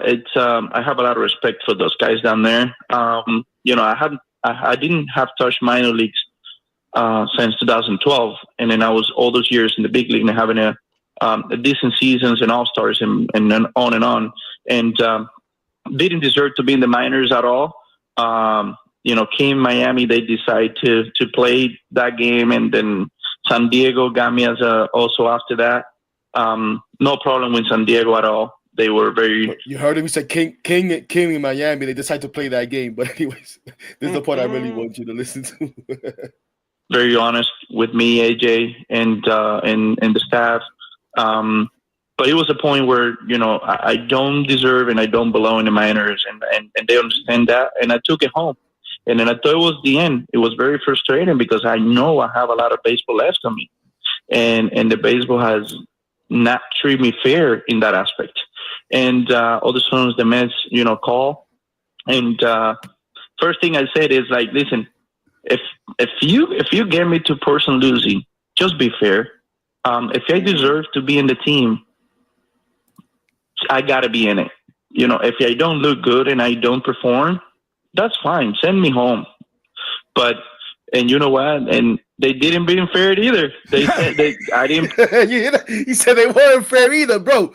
And we all were in spring training like Jose Iglesias needs to make this team. Yeah. And when he didn't make this team, we were upset as fans, as content creators, as fans, whatever. Everybody was like, "What the hell is going on here?" Yep. This guy should be on this team. The Mets are doing wrong. And listen, he talked about it, but this is the key right here, or one of the keys, because there's so many keys to this organization and where we're headed, ladies and gentlemen. Listen to what he says about our president of baseball operations and our manager. I didn't break the team, which I deserve to be, but it's fine. So I like the meeting. I have a meeting with David Stern and Carlos Mendoza, and then I like the honesty on both of them, and they answer my questions at the time. And I really believe that they're going to need me at some point over the season because I know the players they have and what the goals for David and Steve and Alex and Mendoza. They want to win, man. They want to win, and I know at some point they're going to need experience. They're going to need leadership, and they're going to need more than just numbers. And that's when I come and play. They call me up, and the rest is history. I love it there. I'm glad I help, and I'm glad I connect with those great teammates I had. I mean, regardless of what your future. And again, shout out to Boomer and Gio. Shout out to WFAN. This is their content. I'm just using it for reference, not trying to steal from anybody or anything like that. That is my disclaimer. Anyways, but bro, come on, man. I think I remember hearing him in another interview talk about how Stearns was as upfront as possible, and he was really appreciative of that. And that was a little bit more detailed to hear him say yo, at some point we need leadership more than just youth, and we need someone who can produce and all this good stuff. And I like that he's so open about talking about these things, because you really don't hear some of these players be brave enough to be honest in the public mind about that, especially in New York City. So I think this is such an easy decision for them. I mean, the conversation for me would just be, Jose, I need you to be the manager when the manager's not there. And I need you. We will call upon your name when we need you. We will get on the field when we need you. And I think your spirit is as valuable as your at-bats. And I think you need to be a part of this season. And that to me, I think he hears that. He's like, where do I sign? Honestly. And I think figures for him are not going to be enough to worry about. I really feel that way. No, and just to end this little segment, let's just listen as they close out, as he touches on what you said right here. Future is in Major League Baseball or with the Mets. I mean, you're forever going to be looked at as a positive part of Mets.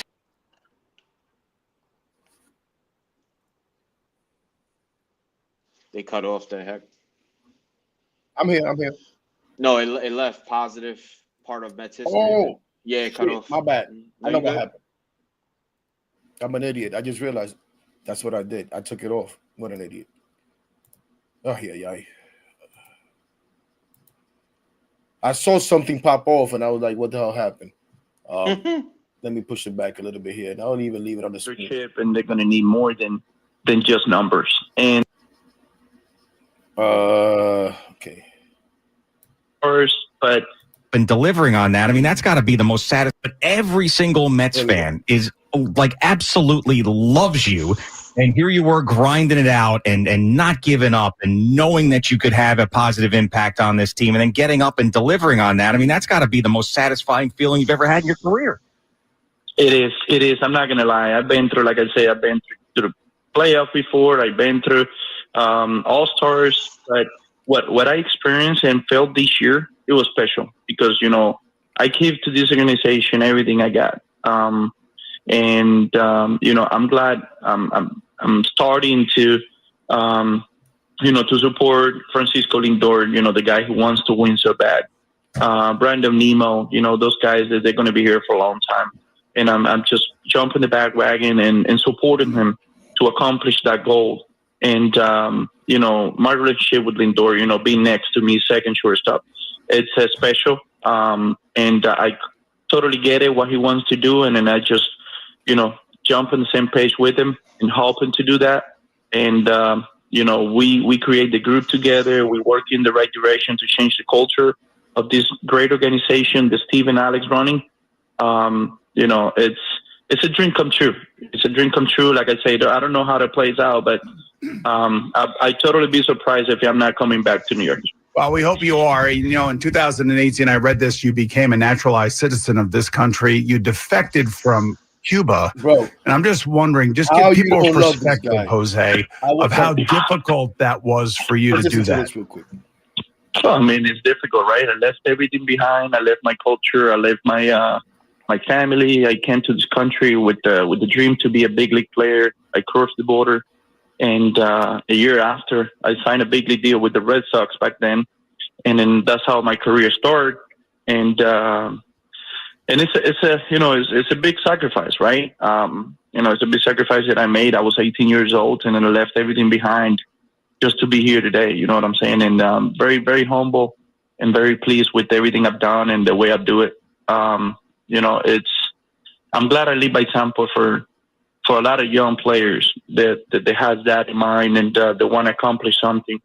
And it wasn't pretty, but we got it done. And you know, I'm glad you know, I lead by example and made it through. Jose, it's great talking to you this morning. I can't wait to meet you and watch you perform on Friday night. It means the world to us. So great stuff this morning, and we'll see you in a couple days. Absolutely, guys. I'm excited. I'll see you all Friday. All right. Sounds good, Jose. Travel safe. Yeah, Jose Iglesias. I mean, how do you not love that guy? Introducing an... How do you not love that guy, bro? How do you not love that guy, Met fans? How do you not want that guy back? He'll be back. He will be back. And he wants to be back, and it's not going to take much. Just like I don't think it's going to take much for to bring my guy Sean Manaea back, because he's kind of said the same things, right? And, bro, what better salesman do the Coens need of themselves? Yep. Of their organization? Of their best players? The players that they've invested in than this guy right here. Look at what he told you. I want to be a part of this great organization that Steve and Alex Cohen are building.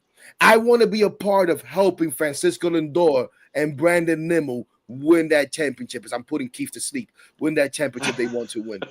I'm a little tired. No, me too. And I got to go to work. But no, we're gonna get out of here. We're gonna get out of here on this. Well, two things. We're gonna have fun at the end to cap this whole crazy thing that is called fandom. Because we're gonna have some fun with something. Because it caused reactions. And I thought of you right away. Because again, I don't give a shit about Francisco Lindor's pretty gloves if you're not getting it done on the field, right? you know, I don't know if you remember. Oh no, I remember. You know the chat when I started joking about that, and I got kicked out the chat. Well, I kicked myself out the chat pretty much, whatever the hell that happened. But I'm like that, Keef, from Little League all through adult softball, baseball that I play, the prettiest dude that walks in the park rubs me the wrong way immediately. I need to see you to be pretty on the field. I don't give a fuck how you look. How do you look on the field? It's Right. what matters to me. The guy that comes in with all the batting gloves and all of the wristbands, y toda la mierda, he got all of the equipment and the ay Dios mío. I mean, No me joda. thankfully he's pretty and good, right? Like, Yes, thank the God yes, yes. he's both, because I kind of understand. I mean, like, we Excuse have me, quite a sorry. few. We gotta have quite a few of our guys who their fashion knowledge is Don't get ahead of me. Don't get ahead. Don't somewhat make me mute you. Don't get ahead of me because I want to end at that. so questionable, to say the least. I mean, I love the guy to death, but I wouldn't be lying to you if I said, what is Francisco Lindor wearing? But hey, that's another combo. Whoa, listen, yeah, I've looked at his off the field shit and I'm like, Jesus, dude, come on. I What know are he we gets doing, paid bro? for You're a that shit. trendsetter. Don't send these trends. Oh, God. But yeah, look, I mean, the cool thing that I do love about him, and I think some other players around the league tend to do, is that, like, a lot of the stuff he does have a message behind it. A lot of his gloves are for his family, and he's very big on his girls, and we get that and stuff. And his cleats are very bright. He's a very colorful dude. Like, he loves to shine. And it's hard not to, you're watching the Mets, your eyes kind of just gravitate to him. So I get it. But the cool thing is that, like, he is, like, he's the leader, you know what I'm saying? And he's earned that, right? You know what I'm saying? He was, so many people, like, me in the past wanted to just give that to him, but now that he's earned it, like, now I think so many people just look past those things before, when it used to just bother them, no matter, like, what the Mets were doing, whether they were good or bad. They're like, yeah, that's just Lindor. We get it. The same way Marte is just a quiet, and sometimes he's a little bit of a goof. Yep, that's just him. And these guys kind of grow into that, right? They become something that we don't expect them to be at first, and then a few years down the road, it's just like, yeah, that's our guy. We get it. That's how he is. Pete Alonso, we say it all the time. Like, how many times we wanted Pete Alonso to step up and be a vocal point, and it's just not his thing, because he's our goofball, and we kind of, like, just know that that's who he is. So to put that on him would just be not fair for him.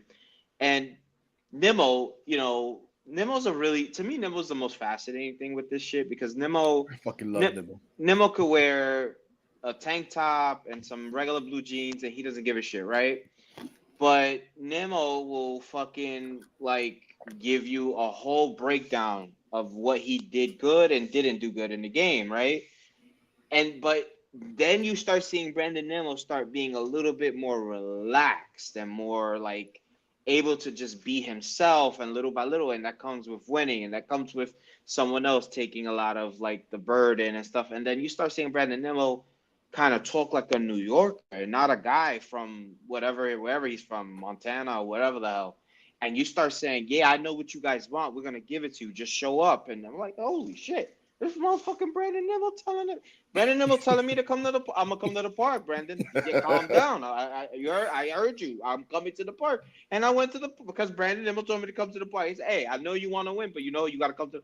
I never thought he would say some shit like that. Just because he grew into a Brandon Nimmo that is able to say that now. A Brandon Nimmo that has confidence. A Brandon Nimmo that knows that, you can look at whatever the fuck I did the last 2 weeks right now. All that matters, we got to win. If it means I go 0 for 4, but I got 3 sacrifice flies, then so be it. And I think we know that already, So I think that's I really do feel, and I know it's tough to say this in fucking November and going on December, but I really do feel that these are the elements that you need to see from players to get to step 2 and get to step 3 and get to step Keef. 4. I like to see the growth in players. I enjoy seeing the growth in players. That's why Brandon Nimmo is one of my favorite Mets, because Brandon Nimmo has grown both, like you just said, in his leadership. Because it wasn't just Francisco Lindor, ladies and gentlemen. Brandon Nimmo also grew in his leadership in his own skin. They both got comfortable in their own skin. Francisco Lindor got comfortable and said, you know what? I am the fucking leader of this team. I need to take leadership of this team. I want to win, and I'm going to lead this team. Brandon Nimmo also said, you know what? I need to loosen up a little bit. I'm considered a leader of this team. Let me go ahead and play that role. Let me be a little bit more vocal. Let me do this. Let me do that. But they both got comfortable, and they were both able to do it, and they did a hell of a job, assisted by, again, the guy that I have a like-hate relationship with, JD Martinez. and my guy who have a love relationship in Jose Iglesias. You know what I'm saying? But what you made me think about something because you said Brandon Nimmo gives us an in-depth breakdown and stuff when he speaks. But one thing that really upset me was in 2023. I think it was 2023, right? Oh, I know. Where Can I guess what you're gonna say when he was like, the trade deadline, and he was no, like, no, not no, the trade deadline, not the okay, trade deadline. It was the. So I'm not sure if it was 23 or 22. I think it was 23, 2023. It was a time where he got on base. I think we were mm-hmm. down a run. Marte was at the plate, and he tried to steal second, and he was Oh caught yeah, up. He was yeah, caught out at second. yeah, And I after the remember. game, he talked about 23. I think he said something along the lines, well, I know Marte is struggling, this, and that, da da da da. I tried to make something happen, and people got upset. Mm-hmm. And I was like, people got upset that he said that. People got upset about him kind of like throwing Marte under the bus, which I didn't think that was the case. Mm-hmm. People thought he was feeling himself too much. And I was like, no, man. Dude was telling you what he was thinking, and he's trying to win a freaking game. And he had a point right there. Mm-hmm. I did not disagree with him at all. Mm-hmm. My thing was, dude, in that situation, because one thing he said was 10 out of 10, I'm safe. I was like, no, mofo. Mm-hmm. You was out, so maybe 9 out of 10. Mm-hmm. You got to make sure you're going to be safe if you're going to take that chance in that situation, and you wasn't. That was my problem. You didn't execute. Just like you said something before with the Mendoza, and I was going to say, listen, Mendoza's moves were solid, and not that it was the right move all the time. It was the right move that he felt at the time. But a lot of the times, too, you know what? Players need to execute. And when a player executes, nobody says, oh, great job by the manager. It's great job by the player. When the player doesn't execute, guess what? Yeah, that guy sucks. He needs to get fired. Yep. All the time. All the time. Son. You feel me? So, all the time. But no, man, those guys definitely grew into it. And I do want to let you get out of here. So we're going to listen. Juan Soto is going to meet with the Schmoozers. You know who the Schmoozers are? The Schmoozers is my baseball team in the fan baseball league. And after he meets with them, he's going to meet with Audubon's Greatest. Audubon's Greatest is my softball team with my boys on Saturdays. This fucking guy is going to meet with everybody now. Ya me tiene alto. And I've wanted him since 2019, and I still want him. And I know you want him. And I don't want to spend too much time on this because, like I said when we started, this is ad nauseum already. The conversation with Juan Soto. So now he's gonna go meet with the Dodgers. Oh my goodness, if he goes there, it's not gonna be oh my god. It's gonna be like fuck my life. Yeah, you know what I'm saying. But listen, the bottom line is, I think some of the numbers and years and stuff are being thrown around is outrageous. I think the talk of having to sell our soul to this guy because we need to be saved as an organization is outrageous. I think we're well on our way to building a culture. I think we have what it takes with the right adjustments to go out there and win. Would it be great to get this guy? Do I want this guy? Absolutely. Let me say this again. Let me look at the camera again without the glasses. I think this is how I look at the camera. I want Juan Soto on my terms. I know I don't run the team. And it doesn't matter at the end of the day. And whether we get him or not, I am going to trust my ownership and my president of baseball operations and then my manager to do what it takes to fucking win. And if they decide that this is too much to go give him, okay. If they decide that it's okay to give him $800 million, okay. I'm pretty sure I'm going to have criticism either way. At the end of the day, it's all about the METS. Okay? That's it. Absolutely. You could give your thoughts if you want on Juan Soto. Now we'll move on real quick and as we close this out. Juan Soto, with all due respect, I think Juan Soto could go fuck himself at this point. I really do feel that way. There's days that I feel like that too. Yeah, and I mean that because in the most respectful way. Yeah, with love. You know what? I just you want to be here or not? I mean, I know that this is his agent doing all this shit. I get it, and I understand it, but I just don't want to be that team again that's being used for Cohen's money left at the altar. And I don't want it this year because I truly think that they can fill a lot of needs while they exhaust a lot of, resources. And look, I say that, and then today they make a trade. So I can't really continue to say that. because then it just looks like I don't know what the fuck I'm talking about. But I genuinely think that this team needs to improve. And I think that they need to improve because they're so close to where I think they can be. It's not because I don't think they're bad. I just think that they are so fucking close to where I think that they can be, that this time spent on this man, and I know I don't know, I don't have sources, but I just know he knows team A and team B, and whoever meets his figure and that's it, then he picks. He's not gonna go to the motherfucking Blue Jays. He's not gonna go to the Red Sox. He's not gonna go to the Phillies. I genuinely think it's between both New York teams until these mamaos from the West Coast came into play. And when I heard that they were coming into play, I'm gonna be honest with you, Hector. All hope for me went out the window. I really do. I truly feel that way. Yeah. I honestly, when I kind of like got a bad gut feeling, and I know people, and you just did it a little bit. The Red Sox, bro. I think the Red Sox are more of a viable option. And I don't know about finances. I don't know where the finances stand. And you're much better than I am in knowing other teams' minor league systems and where projections are for their minors or whatever the case may be, and how far they're not far. But an organization like the Red Sox, I always give respect to because of how they've handled themselves lately, right? In the last 20 plus years or whatever, since they finally came over the curse. I have a lot of respect for their manager, Alex Cora. You know what I'm saying? And bro, these guys have a huge Dominican following. To be honest with you, I think their Dominican fan base is probably bigger than the Mets. I'm not sure if the Mets have a huge following by Dominicans. I'm not saying Latinos, but by Dominicans. That's why so many Dominicans I am want from them. Washington Heights. I'm not even going to say, because I was just going to give away one of my ideas, and you might come all the way from Brooklyn or from LES and come take my shit. But not how fucking with you. But no, I'll say it. I'm actually tempted to go. And you know why I didn't do it? Because my little bootleg portable mics broke. To go out and just interview random people in Washington Heights and ask them how they feel about Juan Soto, Mets, Yankees, and all this stuff, so people can see. Shout out to Master Flip, who keeps talking about the Dominicans. Bro, I live in Dominicanville. They're mostly Yankee fans. His family is probably telling him, yo, si tú vas a coger uno de su equipo, quédate con los Yankees, no te vayas para esos Mets. This is what happens. We're hoping that we're going to change that. And that's why I think a guy like Iglesias is so important when he's selling what we have. Right? But like you said before, I don't want this guy just because he wants to come in because we're going to give him $800 million. Nah, come be a part of this. But my point is, I think Boston is a little bit more of a threat than people want to recognize. But at the end of the day, probably, if it's going to come to money, it should be us or the Yankees. And if it's only money, you would think it should be us. But I want to get out of here. Not that much of that I want to get out of here. I want to let you get out of here. We got 9 minutes before 11, so we're going to try to get out of here before 11. But I want to ask your opinion on something. Yeah.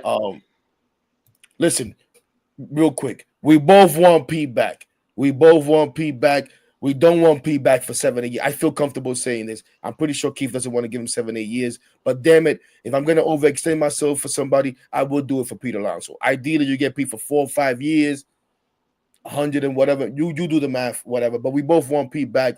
We'll see how that happens. But we need fucking Pete back. We want Pete back. You got anything to add to that, to Keef? He's part of the culture. You have to. I think. Right. I think genuinely he's as important as the next guy, even though he has probably more flaws than the next guy. But I just think that Pete Alonso needs to win in a Met uniform, because I as much as I could criticize him, I can't watch him win in another uniform. That'll piss me off. I'm not trying to see that shit. That shit. Yeah, we want Pete back. But I want to ask you this. Because I think this is important, what's going on right now, right? Okay. This Juan Soto situation.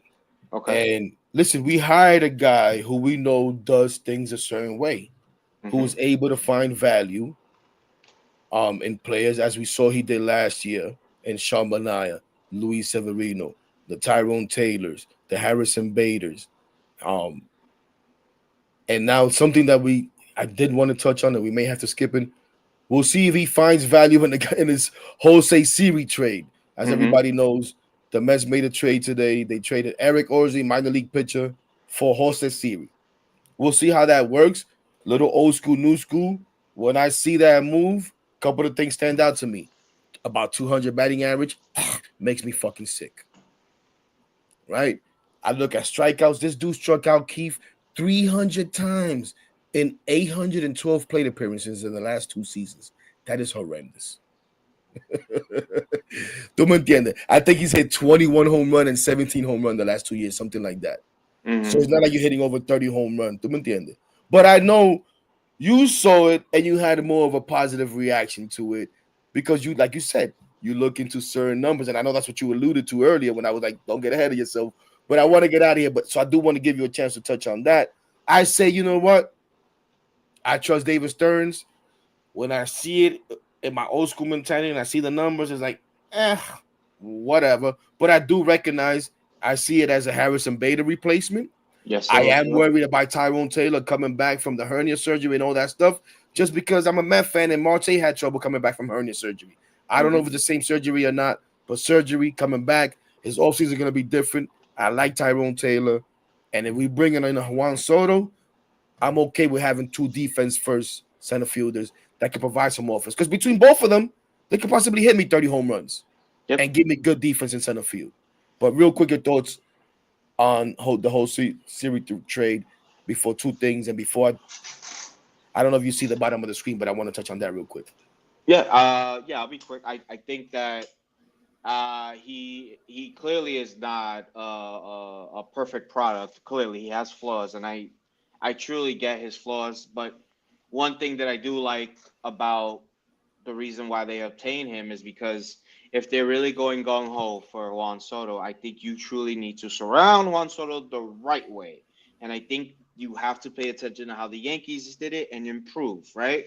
You got to kind of hide him a little bit. And in the outfield, he isn't the greatest glove. He's not terrible, but he isn't the greatest. So having a Jose Siri kind of be able to help him out a little bit out there and a Tyrone Taylor. And, Nimmo's not nothing special, but Nimmo kind of does his thing in left field. But that, to me, is an upgrade. I personally feel that way. Jose Siri is probably going to be in the 9-hole hitter. He's probably going to get you maybe 15 steals, 20 home runs in a 9-hole.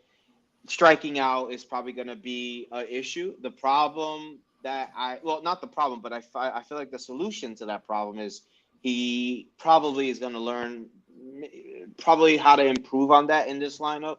I think our hitting coaches get a lot of shit, and I think our hitting coaches can be criticized a little bit too much. And I think if he can develop into a new hitting philosophy, it could probably help him out.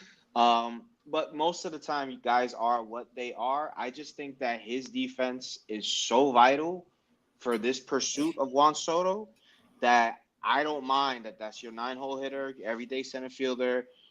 And if your 9-hole hitter is getting you 20 home runs and probably striking out a ton, I think that's I'll eat those negatives with some positives, And they gave up a pitcher with a ton of options, but is never really, unfortunately, healthy. And he probably needed a new organization to grow in. And I think Jose Siri, honestly, and I just said I don't think we're getting Juan Soto, but I think Jose Siri is the perfect person to put next to Juan Soto. I truly feel that way. No, I agree. And honestly, when I saw it, I was like, damn, maybe they feel good about their chances of getting Juan Soto when they make this kind of defense. I see it as a defense first. Oh, yeah, for sure. To be honest with you. But I wanted to get your thoughts on it because you know me, blunt thoughts and crazy thoughts. And sometimes I think too much. I think well, anyways. And I have these conversations with myself. So one thing I was thinking about it with this whole Juan Soto situation is, listen, we know David Stearns, like I said a little while ago, likes to do things a certain way, right? Or we think he does things a certain way. Someone that likes to find value. And I honestly don't think that it's David Stearns. I'm pretty sure he wants a player. Who doesn't want a Juan Soto? But I'm also pretty sure that he probably doesn't want to give 15 years, 14 years, maybe even 13 years. 12 maybe, okay, even that. 10 years would be ideal, but we know he's not going to take that.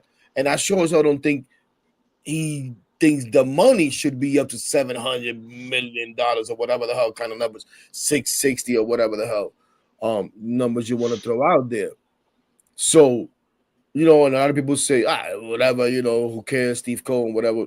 My question is, do you not fear, but do you think there could be an issue Yes. between these two gentlemen to come to an agreement where there's a battle where it comes to a point where, David Stearns maybe says, Steve, this is not the move that I would make, but you're the owner of this team, so let's make it.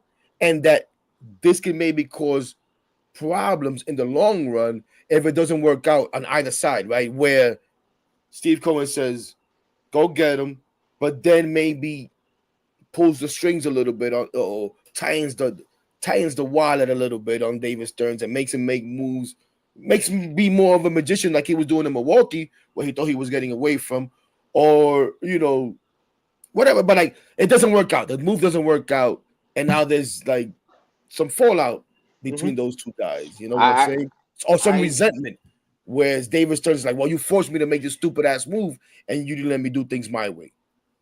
I Or think it. Steve Cohen says, I listened to your stupid ass, and now it's 4 years and we haven't won, and Juan Soto has 2 World Series with the Yankees or the Dodgers or whatever the case may be, Yeah. So I think there's a possibility of a little bit of like kind of like a pulling of the power. And I get that there is an owner, he's always gonna have more power, but you hired a guy to do the job. I think I think Juan Soto's a unique case because there ain't gonna be many Juan Sotos in the futures. And I think Steve Cohen probably I genuinely feel that Steve Cohen usually gets a guy and then he'll probably let the front office kind of get the rest. And I think that's always kind of the feel with under Cohen. Is it the main guy? Usually not, because we let's be honest, Steve Cohen, all the money in the world, he hasn't landed the big fish yet. We really haven't done it yet. Um, there's a lot of resources going into this situation, and I think as time progresses, this man needs to do his job, and I think that this man can do a very fine job if you give him the keys, and I think he's been given the keys, but I also think he knows deep down that like, hey, my boss is a little bit of a different kind of kettle of fish, and I understand that, and I also got to take the good and the bad because I kind of think that he understands Juan Soto is a very unique case study because I mean, not many players in the future are going to be offered that type of money, so I get he will play along, but clock is ticking, in my personal opinion, for them to start this pitching. This pitching rotation needs to be addressed yesterday. You Mm-hmm. hear a lot of opinions. He doesn't sign guys to long-term deals, but yet he wants to really, spend the money. But then you don't know if he's going to bring back this guy. This guy didn't sign the quality. It's so much shit. I just want him to start that process already. In my personal opinion, today, and this is just my opinion, today was a great day because from here on to the winter meetings, which is in about 2 weeks, I think you're going to start seeing moves because now you know what everybody's stance is. All right, you lose that guy, you lose a draft pick. You sign this guy, you got to give up a draft pick. That's gonna start, like I think very soon, and I think the time that they spent, because I truly think the Juan Soto thing is not going to be what everyone says. Oh, winter meeting. I don't think so. I don't think so at all. You think it's gonna drag? There's no rush for him. There's no rush. He has no rush. And in my opinion, you gotta make sure he is wined and dined to the point where he's like, yeah, I want to go there. And he has no timetable. They keep saying winter meetings, winter meetings. To me, that's just saying, hey, tune into the winter meetings because last year sucked. And when the winter meetings end and Juan Soto's not signed, we're gonna be here like, ay Dios mío, and it's just because I think teams are gonna negotiate against themselves, and I actually feel teams aren't negotiating against each other; they're negotiating against themselves. When at the end of the day, if you kind of just give the motherfucker whatever the fucking guy wants, along with whatever the other aspects of whatever the contract it may be, you might get the shit done. But I think that there's a lot of fucking smoke and mirrors with this shit. And I worry that Steve Cohen, knowing full well that this is not a simple thing, that this fucking guy needs to go get front end pitching, go get a Manaya, go bring back an Iglesias, and all these things are kind of put on hold because there is a large chunk of money going to one guy.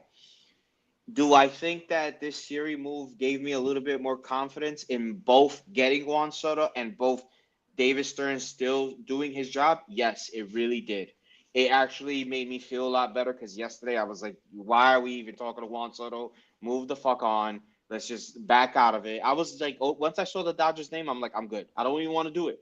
I don't give a shit. I keep hearing he's never going to defer money. All right. Well, if everybody knew that, then they know how much he wants and how many years. So I'm not believing this shit. Like, nobody here in this Twitter world or YouTube world or whatever knows Juan Soto. Nobody does. You're going to hear a lot of bullshit. Carlos Baerga out here lying. Like, I don't believe none of this shit. So if they keep telling me he's not going to defer a dollar, I'll wait and see to believe it personally. And that's personally, the Yankees got a lot of money. The Mets got a lot of money. In my personal opinion, the Dodgers could sit at that table and be like, we're the only team that will guarantee you're going to go to the World Series the next 3 straight years. They could probably say that. They could probably say that, and they're probably not wrong. And we being honest with ourselves, they probably could do that. And Juan Soto could sit there and be like, you know what? I might have to defer some money if I want to be the greatest player of this generation. I'm going to need about 4 to 5 rings or some shit like that. And they could do that for him, you know? And he wants to play with Ohtani. He said it. I've never heard the motherfucker say, I want to go play with Pete Alonso and Francisco Lindor. So I'm sorry if I'm very scared about this, but they to me are the biggest threat. I'm sorry. They are without a doubt. I think you make good points with the Boston thing. But I don't think Juan Soto is your typical Dominican, and I don't want to be disrespectful in that manner, but I think you know what I'm talking about. I see Jose Siri. That's a true Dominican in my eyes. Like I see Dominican vibes. I feel the aura, whatever. Juan Soto to me wants to be the greatest baseball player, whether he was Dominican, Irish, Chinese, Bangladesh, whatever the fuck. He seems like his head is on another planet when it comes to playing baseball, and I have mad respect for that. I think that's why people love him, and I think that's why he's so great. He really is. It's doper that he's Dominican in my eyes, but I don't know if that's enough to sell him to Boston. I actually think the point you made about the manager has not been spoken about enough. Cora, to me, I think Cora, that's why I like Mendy. Mendy kind of gives me a little bit of Cora vibes, but that is I was telling this to some of the guys the other day or yesterday. Man, I know David Stearns could say what he wants to say, and Cohen definitely. Can we let Mendy talk to the guy? That's what I want. Talking to the guy. Let Mendy talk to him. Because it's true. You're going to be. That's what he's going to spend most of the time with. Yeah, let Mendy talk to him. And then if you like Mendy, then all right, then maybe we in business here. But if he don't like Mendy, why the fuck we giving him $700 million? You know what I'm trying to say? No, for real. No, and listen, man. And if it's really about winning for him, then like we got to be honest. The Dodgers would be the place to go. That's the easiest path. Go ahead and beat Kevin Durant, you fucking chump. Would it shock you? Not at all, bro. Not at all. All right. So let's try to get out of here. Let's look at a few of the comments, and then I have one fun thing, but that'll be quick. But I want your opinion on, but that'll be fun as hell. I just want to say what's up to everybody, man. Again, shout out to everybody. My guy Master Flip asked the question early on. But I want to know what you think about that. And he says, question for you both. Does it matter that the Brewers were top 23 in payroll versus the Mets top 1 when deciding the manager of the year? No. That would really piss me off if like payroll freaking had anything to do with it. You know what I'm saying? Like, I don't think that plays a part. I think a lot of portion of that money wasn't even on the field for the Mets, you know, and I think, you know, you can probably have a low payroll and manage it over. I mean, you kind of put yourself in a good position where you don't have a high payroll, so any success is going to be highlighted. Yeah. I think when you have a high payroll and you put yourself in a bind early on and you play in a market like New York, to do what he did, to me, is way more impressive. I mean, like, how could you sell that to a Milwaukee Brewer fan, right? Be like, hey, you were 11 games back and you were the best team in baseball for the better part of 2024. And yeah, you had a high payroll. The Brewers would be like, yeah, we played good baseball. You do that in New York, we'd be like, they'd probably be like, oh, they're dead, they're done, get rid of them, trade them all, just like we were doing. And I genuinely think there's more pressure with more money. And even though the money most of it wasn't on the field, you did. I it's so hard what this team did this year, and that's again back to what I was saying. So many people don't appreciate, and they do, but I don't think they really do what this team did, what they accomplished. They took such a leap, and I think Carlos Mendoza was at the forefront of it all, deeply, deeply. And it bothers me that he didn't win it, but he was a finalist. I guess I'll live with that. No, for sure. And again, just wanted to say what's up to everybody as I go down here. So again, if I apologize, but my guy Sinatra always shows love, always in the building. What's up, man? Kenny, how you doing, brother? What's up, Ken? Ortiz, I think he was talking about, you know, when the team making us feel how we feel, where he says sometimes the Mets make me go on a long walk. Hell yeah, for sure. Yo, Ant, I hit that podcast. My guy Ant, man, what's up? How you doing, brother? My guy Quasi, what's going on? What's up, guys? It's okay, the Mets. Everybody does a roller coaster ride. Being a positive Mets fan is exhausting sometimes. Being a Mets fan, period, is exhausting. Johnny Appleseed kind of agrees with you. Budo is mediocre. Yo, Amir, haven't chopped it up with you in a minute, my brother. Good Padres fan here, Keef. I don't know if you know my guy Amir. Good Padres fan, but always showing love. My favorite non-Met plays on that team. I appreciate you. I'm gonna guess that's Tatis. Yes. Let's see. Damn, I saw a comment here before that I wanted to get to. Hey, we could work on that. We could work on that. You know what I love about this thing too, Keith? That you build a little community, right? And all these people, they start talking to each other. Look, these guys already making plans without me to go to a Knick game or putting me in the plans. Let's do it, man. Let's do it. I don't even know how they got there. But Master Flip says his favorite man was Brian McRae. Oh my God, Brian. Wait, so help me out. We traded with the Cubs, right? Jay Payton for Brian McRae. Did we do that? I forget, bro. I told you. I better remember. I might be wrong. With that. I remember Brian McRae. Yeah. Didn't we trade Matt Lawton too? Remember Matt Lawton? You remember that guy? He was a lefty. I don't remember that guy. Yeah. Roscoe and Strawberry for Johnny Appleseed. Let's see. Joel, dime a ver, ¿qué lo que, my brother? Always love and respecting my Barico brother. And says always love and respecting my Barico brother Lindor, especially after he signed an Indians jersey for me. Total class. Yeah. Nah, that's bias, bro. That's bias. That's because he bought you with a signed jersey. George, what's going on? You damn right you can't accuse me of not caring. Maybe I care a little bit too much. But yeah, man, that's pretty much it. I just want to make sure I go through here and I acknowledge everybody. Once again, Keith, man, thank you so much. Thank you. A lot of time you gave me, and I appreciate it. And we'll do this again, man. I even see in the comments here people talking about good combination. I've told you before. I know you've heard it. People have been asking for you and I to do stuff together. Listen, I don't know why people want to hear my stupid ass. I can understand why maybe they want to hear you. But listen, I love talking Mets. I love talking Mets with people that know what the hell they're talking about. I just love talking sports, baseball. Yep.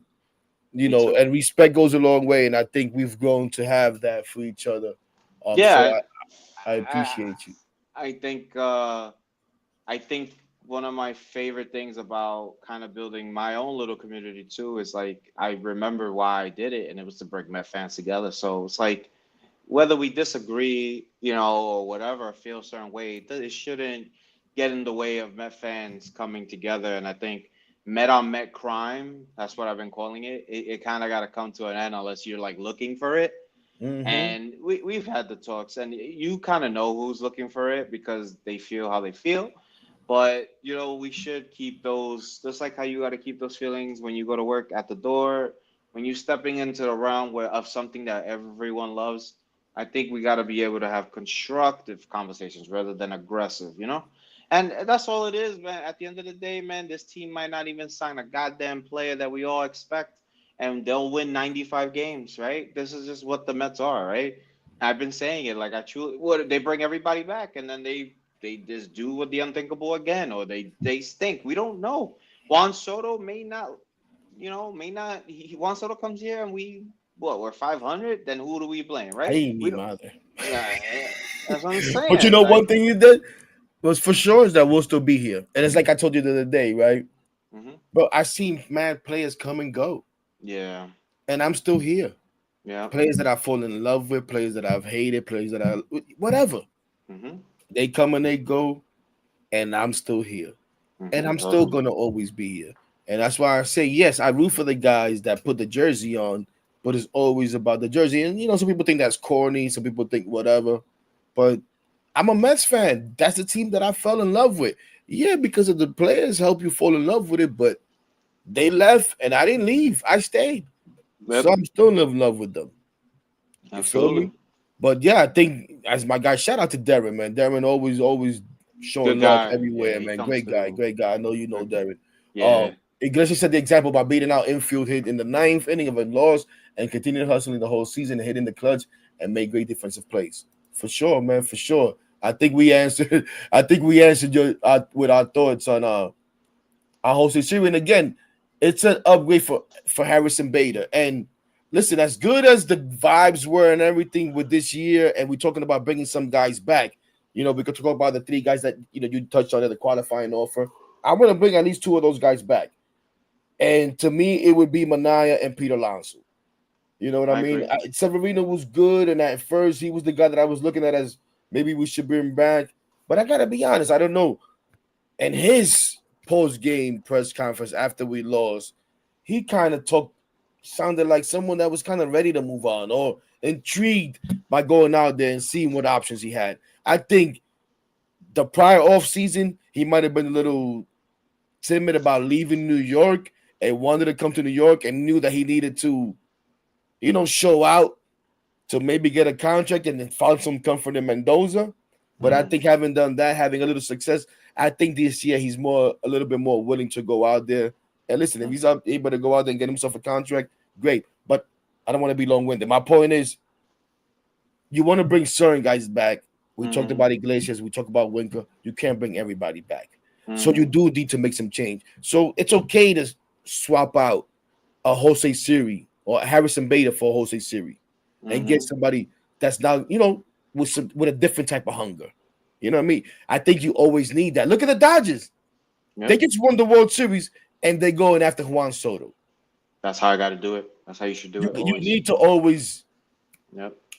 Bring in something new, make a switch all the time. I don't think you can always come back with the same team. Let's see if there's anything else here that I want to touch on. But again, shout out to everybody. Man, if you stayed up this long, you're amazing. You're amazing. Devin says thank you. George says thank you guys. Both of us. Cespedes was very colorful. Listen, don't get me started on Cespedes. I love Cespedes, man. Cespedes was my guy.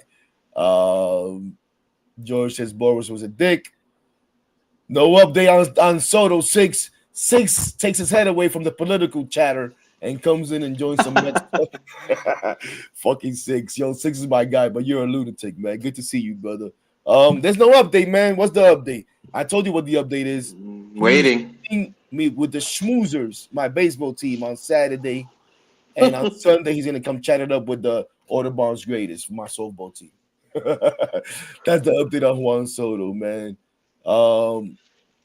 Let's see. Yeah, man, we're going to get out of here. But before we get out of here, I wanted to throw one thing at you and see what you thought, right? What did you think when you saw Mark Viento's hair at the Knicks game? Yeah, I saw that. I mean, what was your reaction when you saw that? Because there was reaction, and I'm gonna be honest, man. I'm gonna be honest. Keef, I go first. When I see it, and you guys, you know how I feel about Mark Vientos. I love Mark Vientos, but I'm like, what are we doing, dude? What are we doing? Are you hanging out with Lindor too much? What the hell is going on here? You know what I'm saying? Are you feeling yourself a little too much? But to be fair, and I don't do the Instagram thing and the Facebook. I have accounts from long ago that I haven't opened in years, so I don't follow players on that stuff. But I've seen people sharing Instagram videos of Vientos already working out. So we know he's putting in the work, but the old school fan in me, the get off my lawn in me is like, dude, really? What do you think when you see Mark Vientos and his hair as I the younger perspective? I think I think I kind of told the line where once baseball season is over, whatever you're down with, whatever kind of floats your boat, I'm okay with. But once February comes, I just need to make sure you're in shape and you're all business. And I'm okay. I'm okay. Yeah, it's a little different, but it's a different, like even he's a lot younger than I am.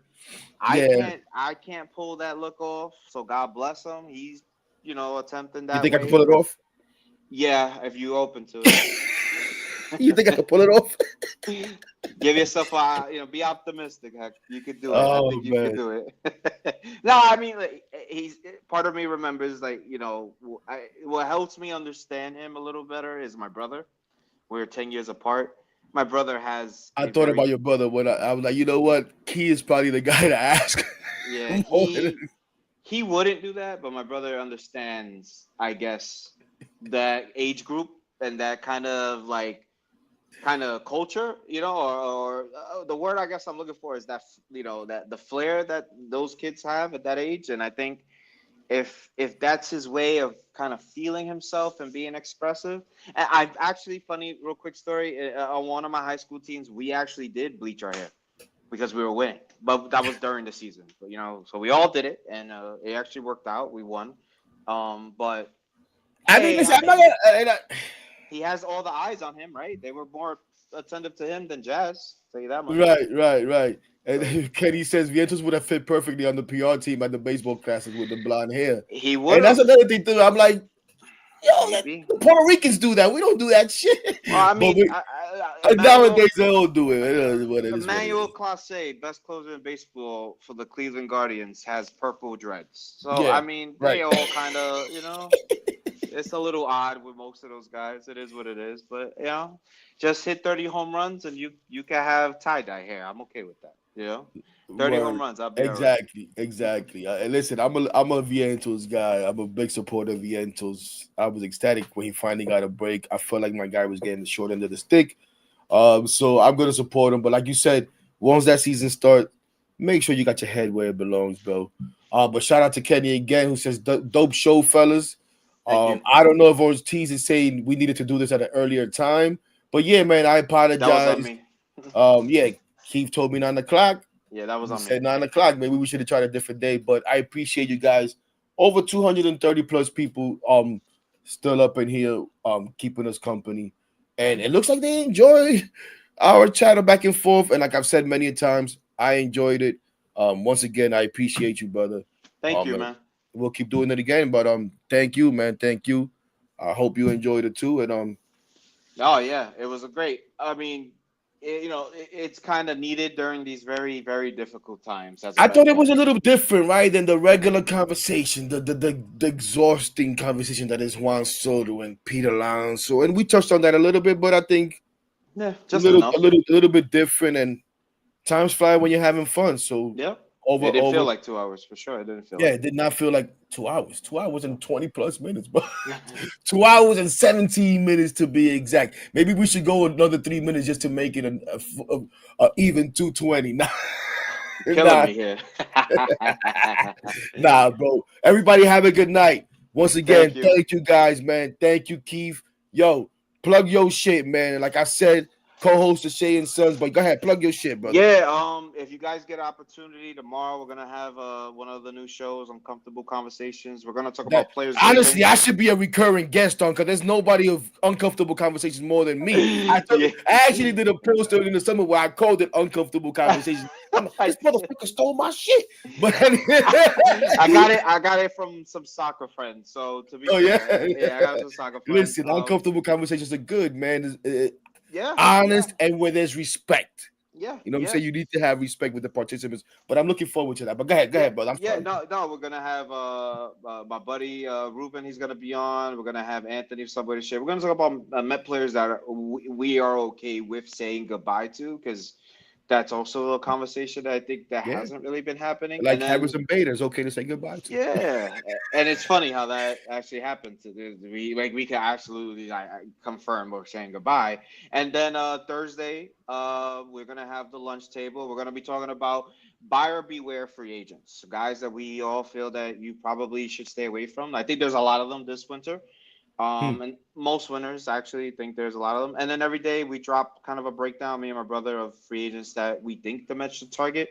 Today we drop Yusei Kikuchi, starting pitcher. Tomorrow we drop Walker Buehler. And tomorrow you'll see why I think I like that idea. Walker Buehler, I'm not the biggest fan of like how we should address the Walker Buehler thing if he does become a Met, but we'll see if we do go down that route. And that's pretty much it, man. You know, just kind of killing the days and trying to keep myself busy, you know. But thank you again for your platform. Thank you for having me on. I wanted to make sure I gave you my time, my brother. And I think more people should like truly just understand that, you know, all Met fans are truly the same. Honestly, at the core, they just want to see the Mets win. That's it. That's what I keep saying. The one thing we have in common, we love this team, and we want to see them win. On that note, man, appreciate you, brother. Everybody have a good night. Appreciate everybody, man. Let's go Mets, baby. Peace. Go Mets.